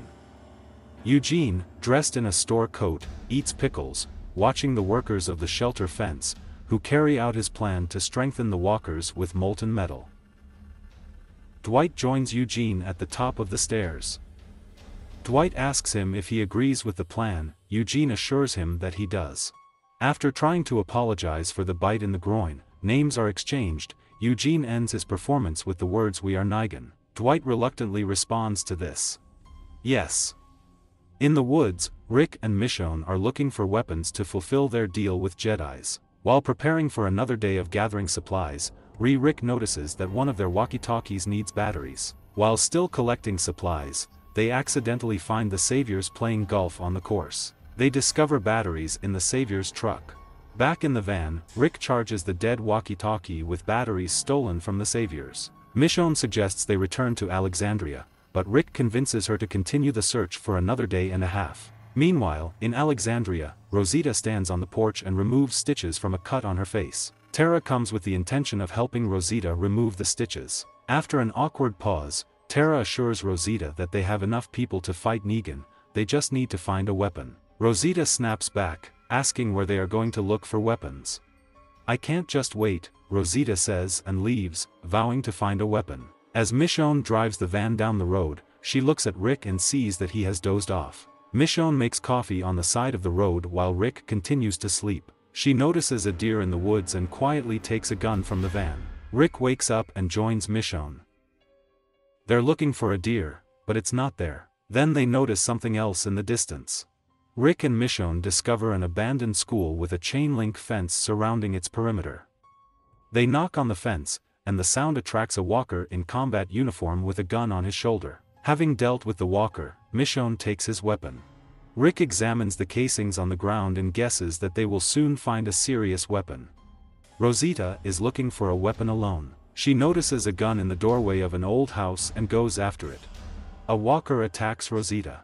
She kills a walker and grabs a gun, but discovers that it is a toy. Enraged, she throws the toy gun to the ground. Rick and Michonne climb onto the flooded roof of the school to get a better view of what is happening. They see that the school grounds are decorated with carnival rides and teeming with walkers, all with weapons. Michonne describes this place as a battlefield. Watching what is happening, Rick wonders if they will be able to cope with all the walkers. In response, Michonne shoots a rifle at a game stand in the distance and hits the target, and they both laugh. Suddenly the roof collapses under them, and they fall down. Rick and Michonne land on the bed and burst out laughing at their great luck. As they look around, Rick sees a large pile of boxes, each filled with canned goods and other supplies. Back in Alexandria, Rosita visits Gabriel at church. She yells at him for dissuading her from killing Negan, even though it could have led to her death. Gabriel patiently defends himself. He claims that the rest of the group still needs her. Rick and Michonne open the drawers and find a huge amount of non-perishable products in them. That evening they feast in the school gym. They decide to set aside a third of the food for the saviors, and part of the weapons for scavengers. When they talk about the upcoming war, Michonne encourages Rick to lead the communities after defeating Negan. Rick suggests they spend another day or two before returning home. Later, Rick stays awake at night while Michonne sleeps. Babysitter Judith, Tara verbally discusses with herself the pros and cons of telling Rick about guns in Oceanside. She is torn between her promise to keep his whereabouts a secret. Outside the school, Rick and Michonne develop a plan to close the gap in the perimeter fence and kill all the walkers. Rick switches the abandoned car to neutral and does not roll it to the breach. The brakes are failing. A walker with a machine gun on his shoulders caught on the armature, the trigger of the machine gun caught on the metal, and he shot at Rick and Michonne. Michonne jumps into the trunk as the car drives through the gap and stops. Walkers swarm in the car. Rick and Michonne get out of the car through the hatch, and the walker follows them. Rick and Michonne separate to split up the herd. While fighting with walkers, Rick notices a deer and climbs onto the Ferris wheel to get a good look at it. The dilapidated structure cannot withstand his weight, and he falls. He shoots at the walkers when they start to approach him. Michonne runs to help Rick and sees the walkers feasting on fresh flesh and guts. She drops her katana in shock, thinking that Rick is dead. As the walkers move towards her, Rick breaks out of the carnival attraction and begins destroying the walkers. He throws Michonne on her katana, and she starts acting again. After they have killed the whole herd, they embrace. When Rick and Michonne collect weapons on the school grounds, he sees her crying in the distance. Michonne sits in silence during a trip to Alexandria. Rick stops the car. He warns her that in the fight with Negan they will lose people, possibly each other. He tells her that it will be worth it, because it is no longer about them, but about the future. He asks her to lead the group if he doesn't survive. Rick's group delivers 63 pistols to Jedi's and her people. Rosita is outraged when Jedi's says that she needs twice as many weapons. Rick insists on keeping 20 guns to help them find new ones. Jedi's agrees. Back in Alexandria, Rick asks Tara if she has seen Rosita, who did not come to the changing of the guard. Tara says she has something to tell Rick. Rosita visits Sasha at the Hilton, asking for her help in killing Negan. Sasha agrees to help on one condition: she must shoot. Rosita hands Sasha a rifle and tells her that she has memorized the description of the Negan complex given by Daryl and Carl. Sasha says that Jesus drew her a map of the appearance of the camp. They admit that the task will most likely end with their death. Rosita stresses that this is a one-way ticket for both of us. A team of gloomy inhabitants of the kingdom loads a single melon into a truck, on which there is a strange blood stain. Carol wakes up from a restless sleep. After a little thought, she gets out of bed. Benjamin calmly watches as Morgan teaches Henry to fight with a stick. Carol leaves her cottage and heads towards the kingdom. On the way, she immobilizes the walker, but does not kill him. Arriving at the scene, Carol single-handedly kills 5 walkers at the gates of the kingdom. The guards, shocked by her skills, let her in. Carol finds Morgan in his room and demands to know why Rick's group visited the kingdom. She asks if everything is okay in Alexandria, despite the fact that Daryl has assured her. Morgan tells her that she should ask Daryl herself, and offers to return to Alexandria with her. When Carol leaves the kingdom, Benjamin asks her to teach him how to fight, but she refuses. Carol then bumps into a walker she had passed earlier, but is perplexed to discover that he has been euthanized. Meanwhile, someone is watching Carol. Richard digs a hole in the mud behind the town site. Next to the pit is a children's backpack with Katie's name written on it. Back in the kingdom, and watches the residents go about their business. One of the residents, Navila, informs me that their crop is infected with weevils and it needs to be burned. She assures him that the crop will grow again. Benjamin gives Morgan a framed painting to hang in his room. Ezekiel's team loads the melons into a truck to hand them over to the rescuers later. Richard apologizes to Morgan for their strained relationship. He warns Morgan that someday he will have to kill. On the way to their destination, Iskill's team stumbles upon a row of carts blocking the road near the city site.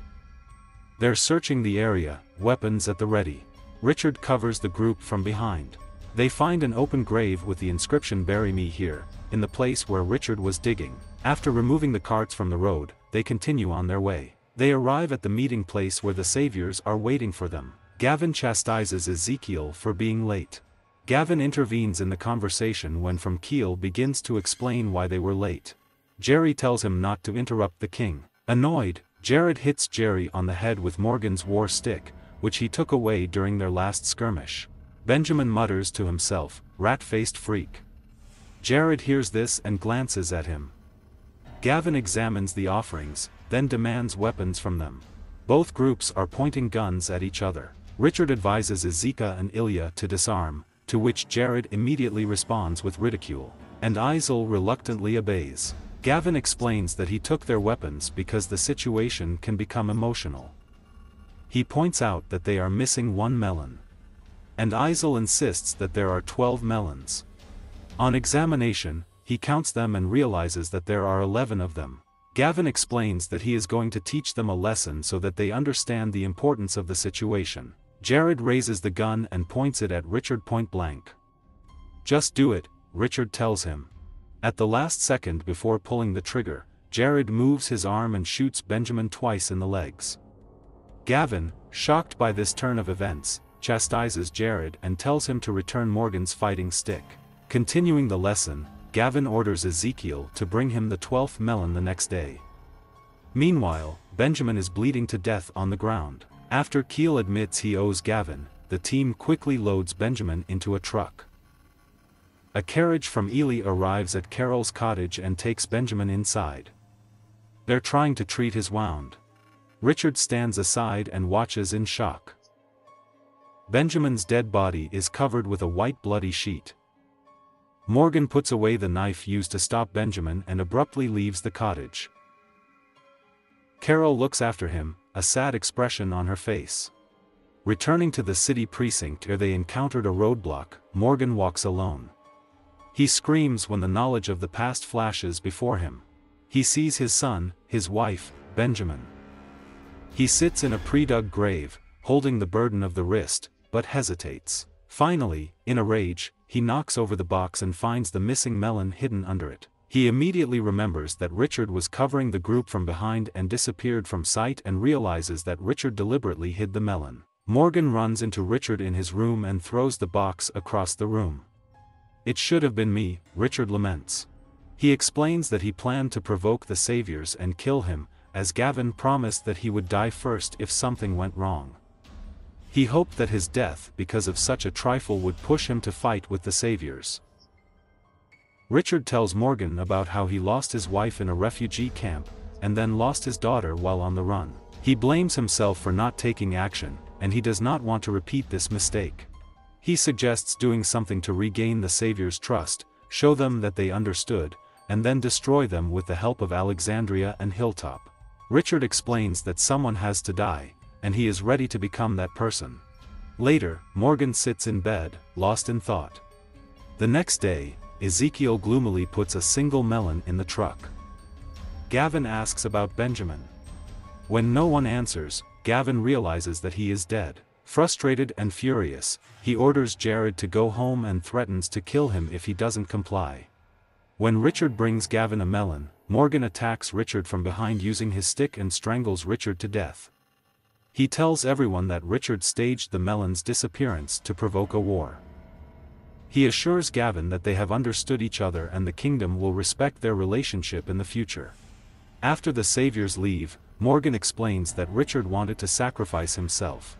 Morgan becomes emotional and tears start rolling down his face. And tries to comfort him, but Morgan shouts at Ezekiel to leave him alone. After Ezekiel leaves, Morgan stabs Richard in the head with a knife to prevent him from reviving. He drags Richard's body to the city plot and buries him in an open grave. Morgan finds Katie's backpack and buries it with Richard. Then he goes to kill walkers. Later, Morgan visits Carol at her cottage. He confesses that he killed Richard for his actions, and explains that Negan killed Glenn, Abraham, Spencer, and Olivia. He says that Rick wants to fight the saviors and that's why he was in the kingdom. Morgan then prepares to leave, intending to go after the saviors, but Carol tries to convince him to stay. Carol returns to the kingdom and finds Ezekiel with Henry. She tells him that she is moving to the kingdom to help them prepare. "We have to fight," she says. Agrees, but not today. Carol joins Ezekiel and Henry to transplant the burned crops. Meanwhile, Morgan is sitting alone on the porch of the cottage, trimming the end of Benjamin's war stick, preparing for the upcoming battle. Maggie inspects the vibrant Hilltop community. She gives knife-throwing lessons to the residents, preparing for a war with the saviors. Together with Jesus, she develops plans for the future of the community. Gradually, the residents of the Hilltop begin to look at her as a leader. Meanwhile, Sasha sharpens the blade and draws floor plans of the shelter.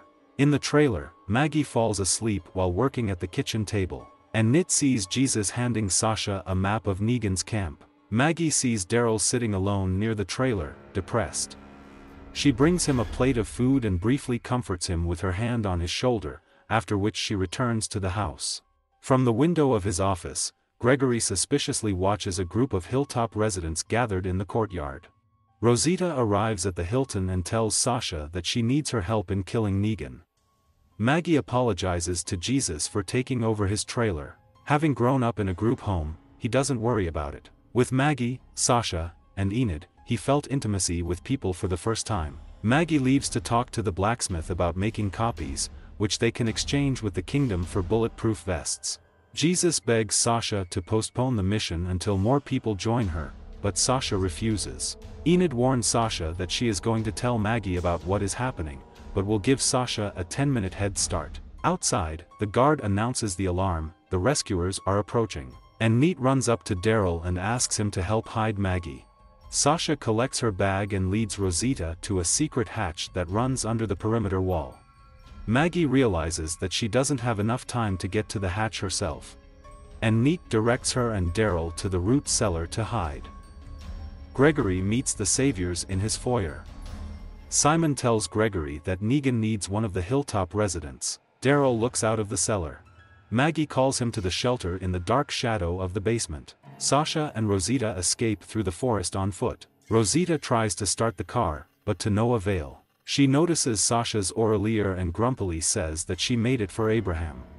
While they continue to search for the car, Rosita rejects Sasha's attempts to make small talk. Sasha suggests they take shelter in a building next to the shelter and shoot at Negan from a distance. She is sure that she will not miss. Rosita argues that they'd better enter the complex and kill Negan on the spot to guarantee success. In the Hilltop, Roy, the savior, goes to the basement door. and Neat tries to distract him, but he keeps going to the basement. Daryl's face fills with rage as he and Maggie watch him from their hiding place.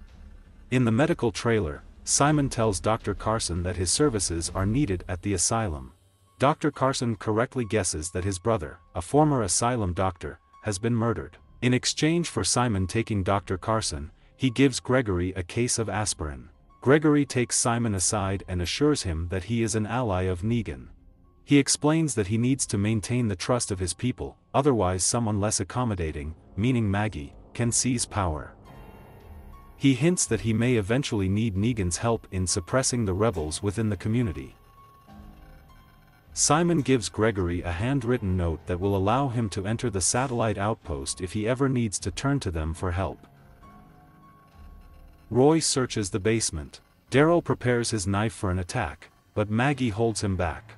Roy leaves with the supplies and closes the door. As he leaves, Maggie notices that Daryl almost killed the Savior unnecessarily. Sensing Daryl's rage at the Saviors, she tells him that she also wanted to kill, but this would only distract from the more important goal of winning the war. Daryl apologizes to Maggie for his role in Glenn's death. Maggie resolutely declares that Daryl is not to blame for anything. Glenn knew Daryl was good, she tells him. Hilltop residents gather at the gate and watch the rescuers leave with Dr. Carson. Gregory, sensing their disappointment, shifts uncomfortably from one foot to the other. In an abandoned parking lot, Rosita sets fire to a car to distract walkers. He and Sasha climb over the fence into the parking lot, and Rosita sets the car on fire. They're going to the shelter. Sasha and Rosita settle down in an empty building next to the shelter. Sasha watches the yard of walkers through the sight of his rifle and sees that Eugene is watching the terrain and giving orders.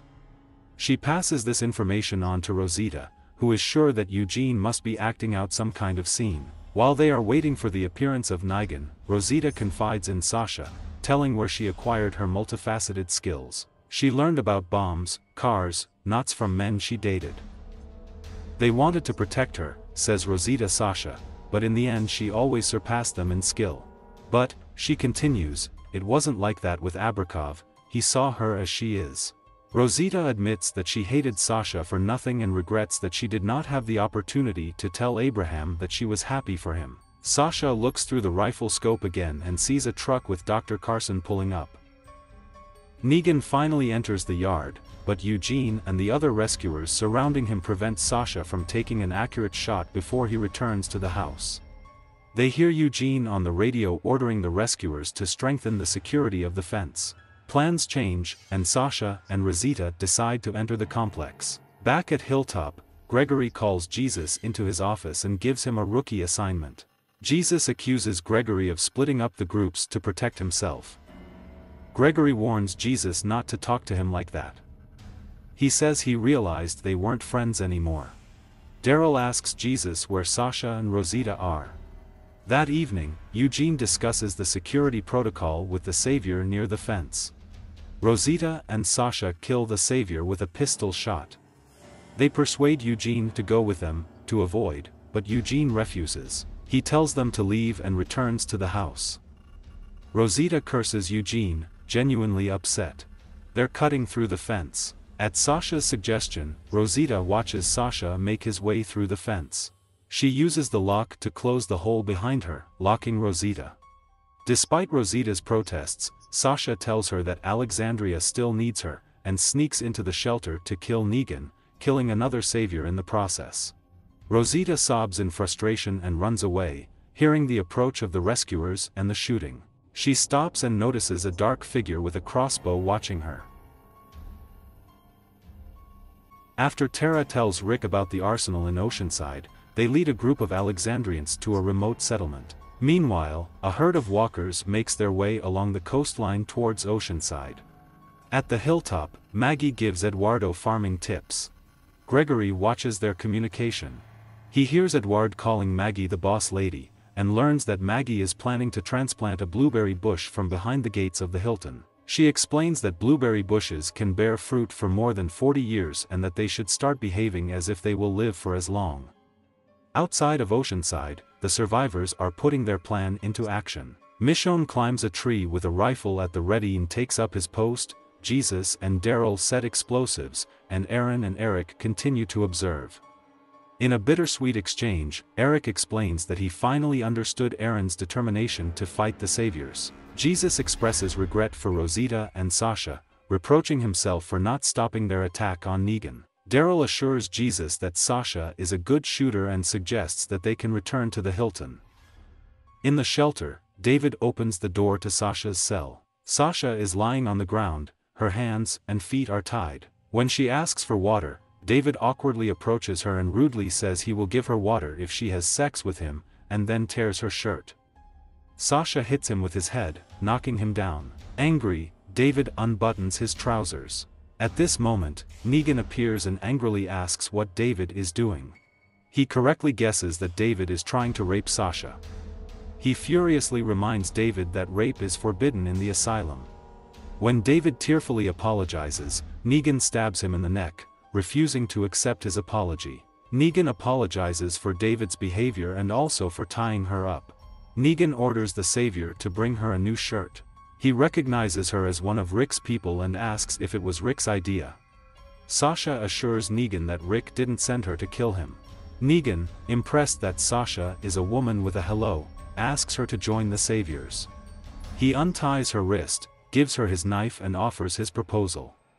She may not use the knife, allowing David to come alive and kill her, or she may save herself and use the knife against David, but she will have to join the case of Negan. He leaves the cell. Later Eugene brings Sasha a blanket and a pillow. He explains that he has never been so scared as that night in the van in the woods. He joined Negan so that he would never experience such feelings again. He advises her to do the same. Sasha orders him to leave. After Eugene leaves, David begins to come to life. Gregory joins Maggie as she uproots a blueberry bush outside the walls of the hilltop. He invites them to present a united front to society. Maggie agrees to consider his offer. He considers killing Maggie while her back is turned, but eventually decides not to. A walker appears from the forest. Gregory rushes at him, but retreats at the last moment. Maggie kills the walker, while the second walker attacks Gregory.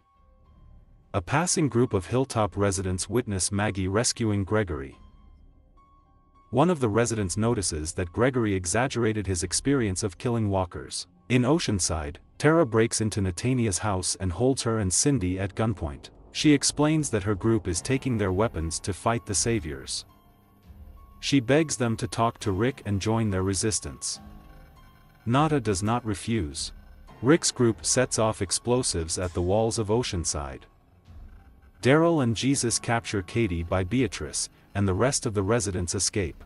On Tanya feigns injury, distracting Tara and giving Cindy enough time to grab the hidden gun. Tara points the gun at Cindy, but Tanya grabs her. While Cindy holds her at gunpoint, Tara reveals that her own gun was not loaded. Lick and the rest of the group gather the residents of Oceanside. The Face assures them that it is not going to harm anyone. Then Natania appears, holding Tara at gunpoint. Cindy tells her people that Rick's group wants to fight the saviors. Beatrice offers them to join the fight, but Tanya refuses, not wanting to lose more people because of the saviors. Michonne warns Rick about the approach of walkers. Cindy knocks out Tanya. Enid, who was standing behind Natania, aiming a pistol and preparing to shoot, looks at what is happening in shock. Rick's group and the Oceansiders organize a combined defense that allows them to effectively destroy the walkers. Beatrice shakes Rick's hand.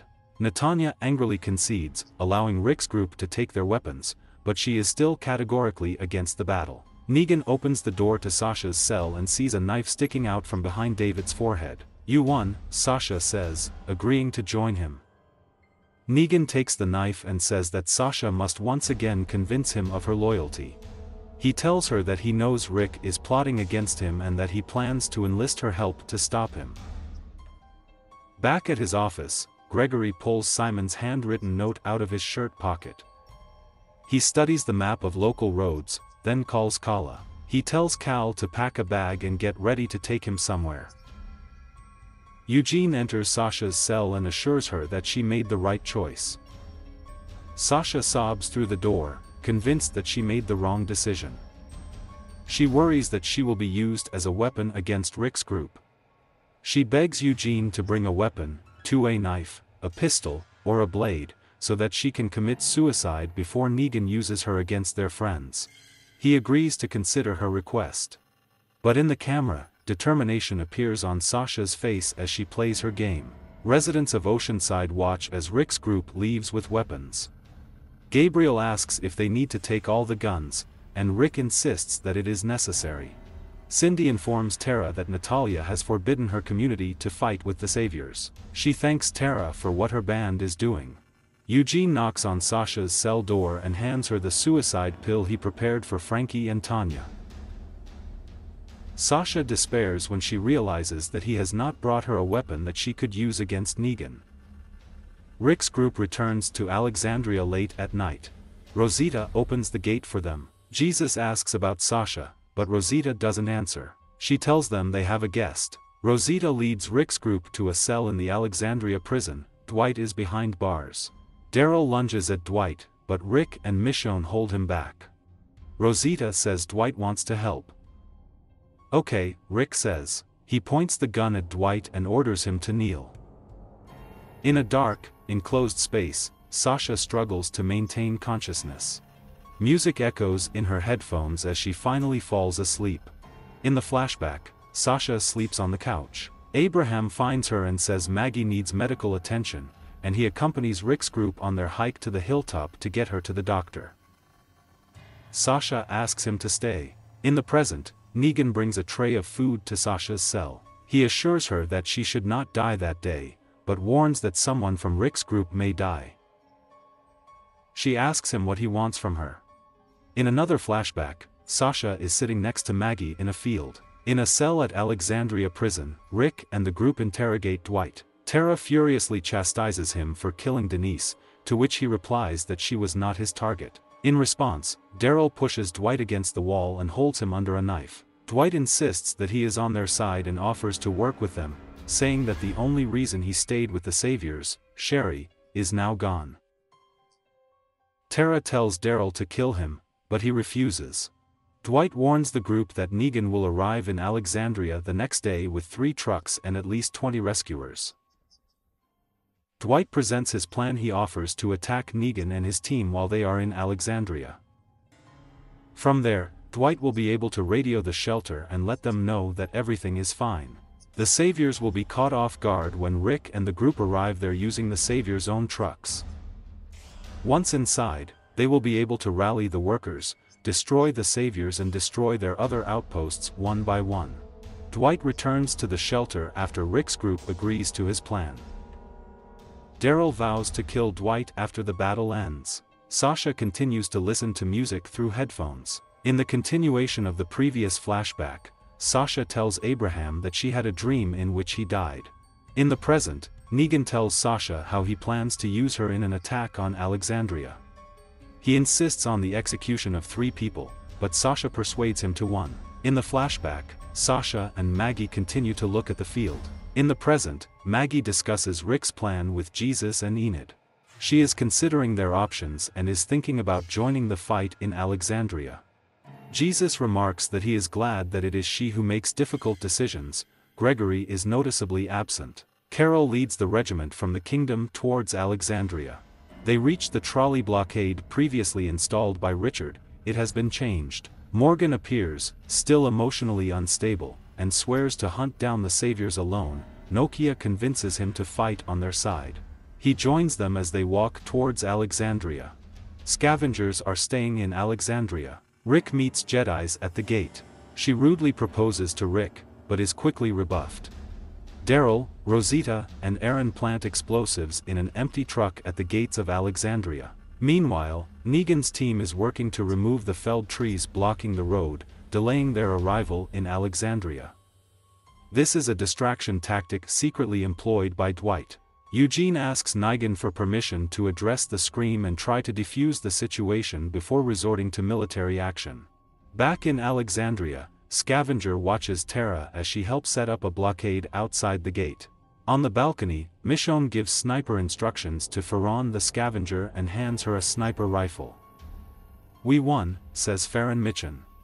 Sasha listens to music with headphones. She struggles to keep her eyes open. In the flashback, Sasha tells Abraham about his dream. They were on the beach, he went under the water and did not come up. Abraham jokes that he hates the beach and gets up to go to Hilltop.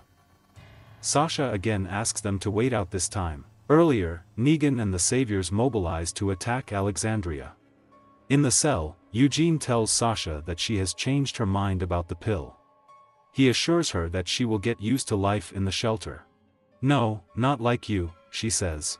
In the flashback, Maggie and Sasha watch the sunrise. The scavenger notifies everyone in Alexandria of the arrival of the Saviors. Rick takes a position at the main gate, and Jedi crouches at his feet, hidden from prying eyes. The caravan of Negan arrives. Eugene comes out and tries to convince Rick to give up. Rick hesitates, struck by Eugene's betrayal, and asks where Negan is. "I'm a Nigan," Eugene replies. Then Rick gives Rosita the signal to activate the explosives. Rosita presses the detonator, but no explosion occurs. Before Rick can get his gun out, Jedi's jumps to his feet and points his gun at Rick. At the same time, all the scavengers point their weapons at the Alexandrians. Negan gets out of the truck and taunts Rick while his rescuers open the truck, which contains explosives. Brian opens the gates for the Saviors. Watching the situation unfold, Michonne tries to leave her balcony to help Rick, but Farron stops her, holding her at gunpoint. Simon and Dwight remove the coffin from the truck. Negan announces that Sasha is inside, alive and well. He offers to let her live if Rick gives up all their weapons, lemonade and pool equipment and Daryl. Even so, Negan executes one Alexandrian of Rick's choice with Lucille's help. If he refuses, Negan will kill them all. Rick insists on meeting Sasha. Negan knocks Lucille on the coffin. Earlier, Sasha listens to music with headphones. In the flashback, she and Abraham kiss. He reminds her that the life they give for others is what they do, and that Maggie and her baby are the future. Sasha agrees, admitting guilt for his previous words about Maggie. They embark on a doomed journey to Hilltop. While Negan's group mobilizes to attack Alexandria, Sasha clarifies from Eugene that the journey to the destination will take a couple of hours. Eugene gives her an iPod with headphones. Sasha tells Negan that he wants to go to Alexandria in a coffin to be able to rest. She asks for a bottle of water. Negan sincerely thanks her for taking his side. Inside the coffin, Sasha chooses a song on the iPod. When a song starts playing on the iPod, after a short thought, she puts a suicide pill in her mouth and washes it down with water. In the present, Negan opens the coffin door. Sasha, now a walker, rushes at him, knocking him off the platform. Rick's group, taking advantage of the horror that has arisen, directs weapons at the scavengers. Those who stand on guard posts open fire on the rescuers outside. Michonne fights with the headlight on the balcony. In the chaos, Rosita is injured, and soon after she is taken away by Tara. Rick tries to join the fight, but Jedi holds him at gunpoint. Meanwhile, Roy removes the zombified Sasha from Negan, but then she devours Roy's face while Negan and Simon hide from the shots behind the truck. Negan shouts to Simon that they need to put Plan B into action. Rick tries to make another deal with Jedis, but she shoots him in the side and pushes him off the platform. On the balcony, Farn picks up and brutally beats Michonne, and then pushes her to the edge, and they fight. In the streets below, rescuers and scavengers have taken control of the situation, several Alexandrians have been killed, and several are in custody. Jedis leads Rick to Negan and orders him to kneel next to Carl, who is surrounded by more than a dozen rescuers. She reminds Negan of their deal 12 people in exchange for the scavengers' help in the attack. Negan quickly persuades her to reduce the number to 10. Rick and Carl watch in horror as Michonne's body falls to the ground from the balcony pole. Negan vows to kill Carl and destroy Rick's hands with Lucille's help as punishment for Rick's collusion. Rick swallows his fear and furiously repeats his promise to kill Negan, despite his threats. Negan looks at him for a moment and then smiles. While Negan is preparing to strike Carl with Lucille's help, Shiva jumps on a scavenger standing nearby. Carol and Ezekiel go on the attack at the head of the Kingdom's regiment, and Maggie stays with the Hilltop fighters. A battle ensues as the Saviors and Scavengers are caught off guard. Rick and Carl get into a fight. Negan orders a retreat when Shiva stabs another of his men to death. To his fury and surprise, he sees Maggie, alive and unharmed, leading the Hilltop warriors. The fight becomes hectic, and many saviors and scavengers die. Morgan throws away his empty gun and starts killing with his staff, joining Rick. United communities successfully push back their opponents. Scavengers release smoke bombs and escape in the smoke by climbing the walls and running out through the gates on foot. Negan and his men leave in their cars, being shelled. Before leaving, Negan defiantly shows the attackers the middle finger. Rick and Carl rush to where Michonne was last seen and, to their relief, find Farr's corpse on the ground where they expected to find Michonne. They find her inside, badly beaten, barely conscious. Rick gently hugs her. Back at the shelter, Simon and Dwight inform Negan that preparations are underway for Plan B. Negan asks Eugene how Sasha managed to die in a coffin. Eugene assumes that she has run out of air. Negan is doubtful, but admits that it is possible. Then Negan addresses his rescuers gathered in the courtyard. "We are going to war," he announces, and the crowd, numbering more than 130 people, unanimously replies yes, sir. Maggie and Jesus track down the zombified Sasha in the forest. Maggie cries as Jesus pins Sasha to the ground so Maggie can stab her, which she does moments later. At the cemetery, Gabriel directs Sasha's funeral. The members of Alexandria, Hilton and Kingdom celebrate their victory. Carol is sitting on the porch with Morgan, who seems to have a clearer head now. Daryl finds one of Dwight's wooden figurines hidden at the entrance gate. On the reverse side he sees the inscription "Did not know." In the infirmary, Tara sits next to Rosita, and Rick holds Michonne's hand while she lies in bed. Maggie proudly tells Rick that she is not responsible for the events that saved Alexandria. It all started from the beginning when Glenn made the decision to save Rick in a tank in Atlanta. It was this heroic choice that paved the way for everything that followed. In the flashback, Maggie and Sasha continue to sit in the field, watching the sunrise. They turn to each other and smile. Rick, Maggie and Ezekiel stand on the podium and address the crowd as leaders of their communities, united and ready for war.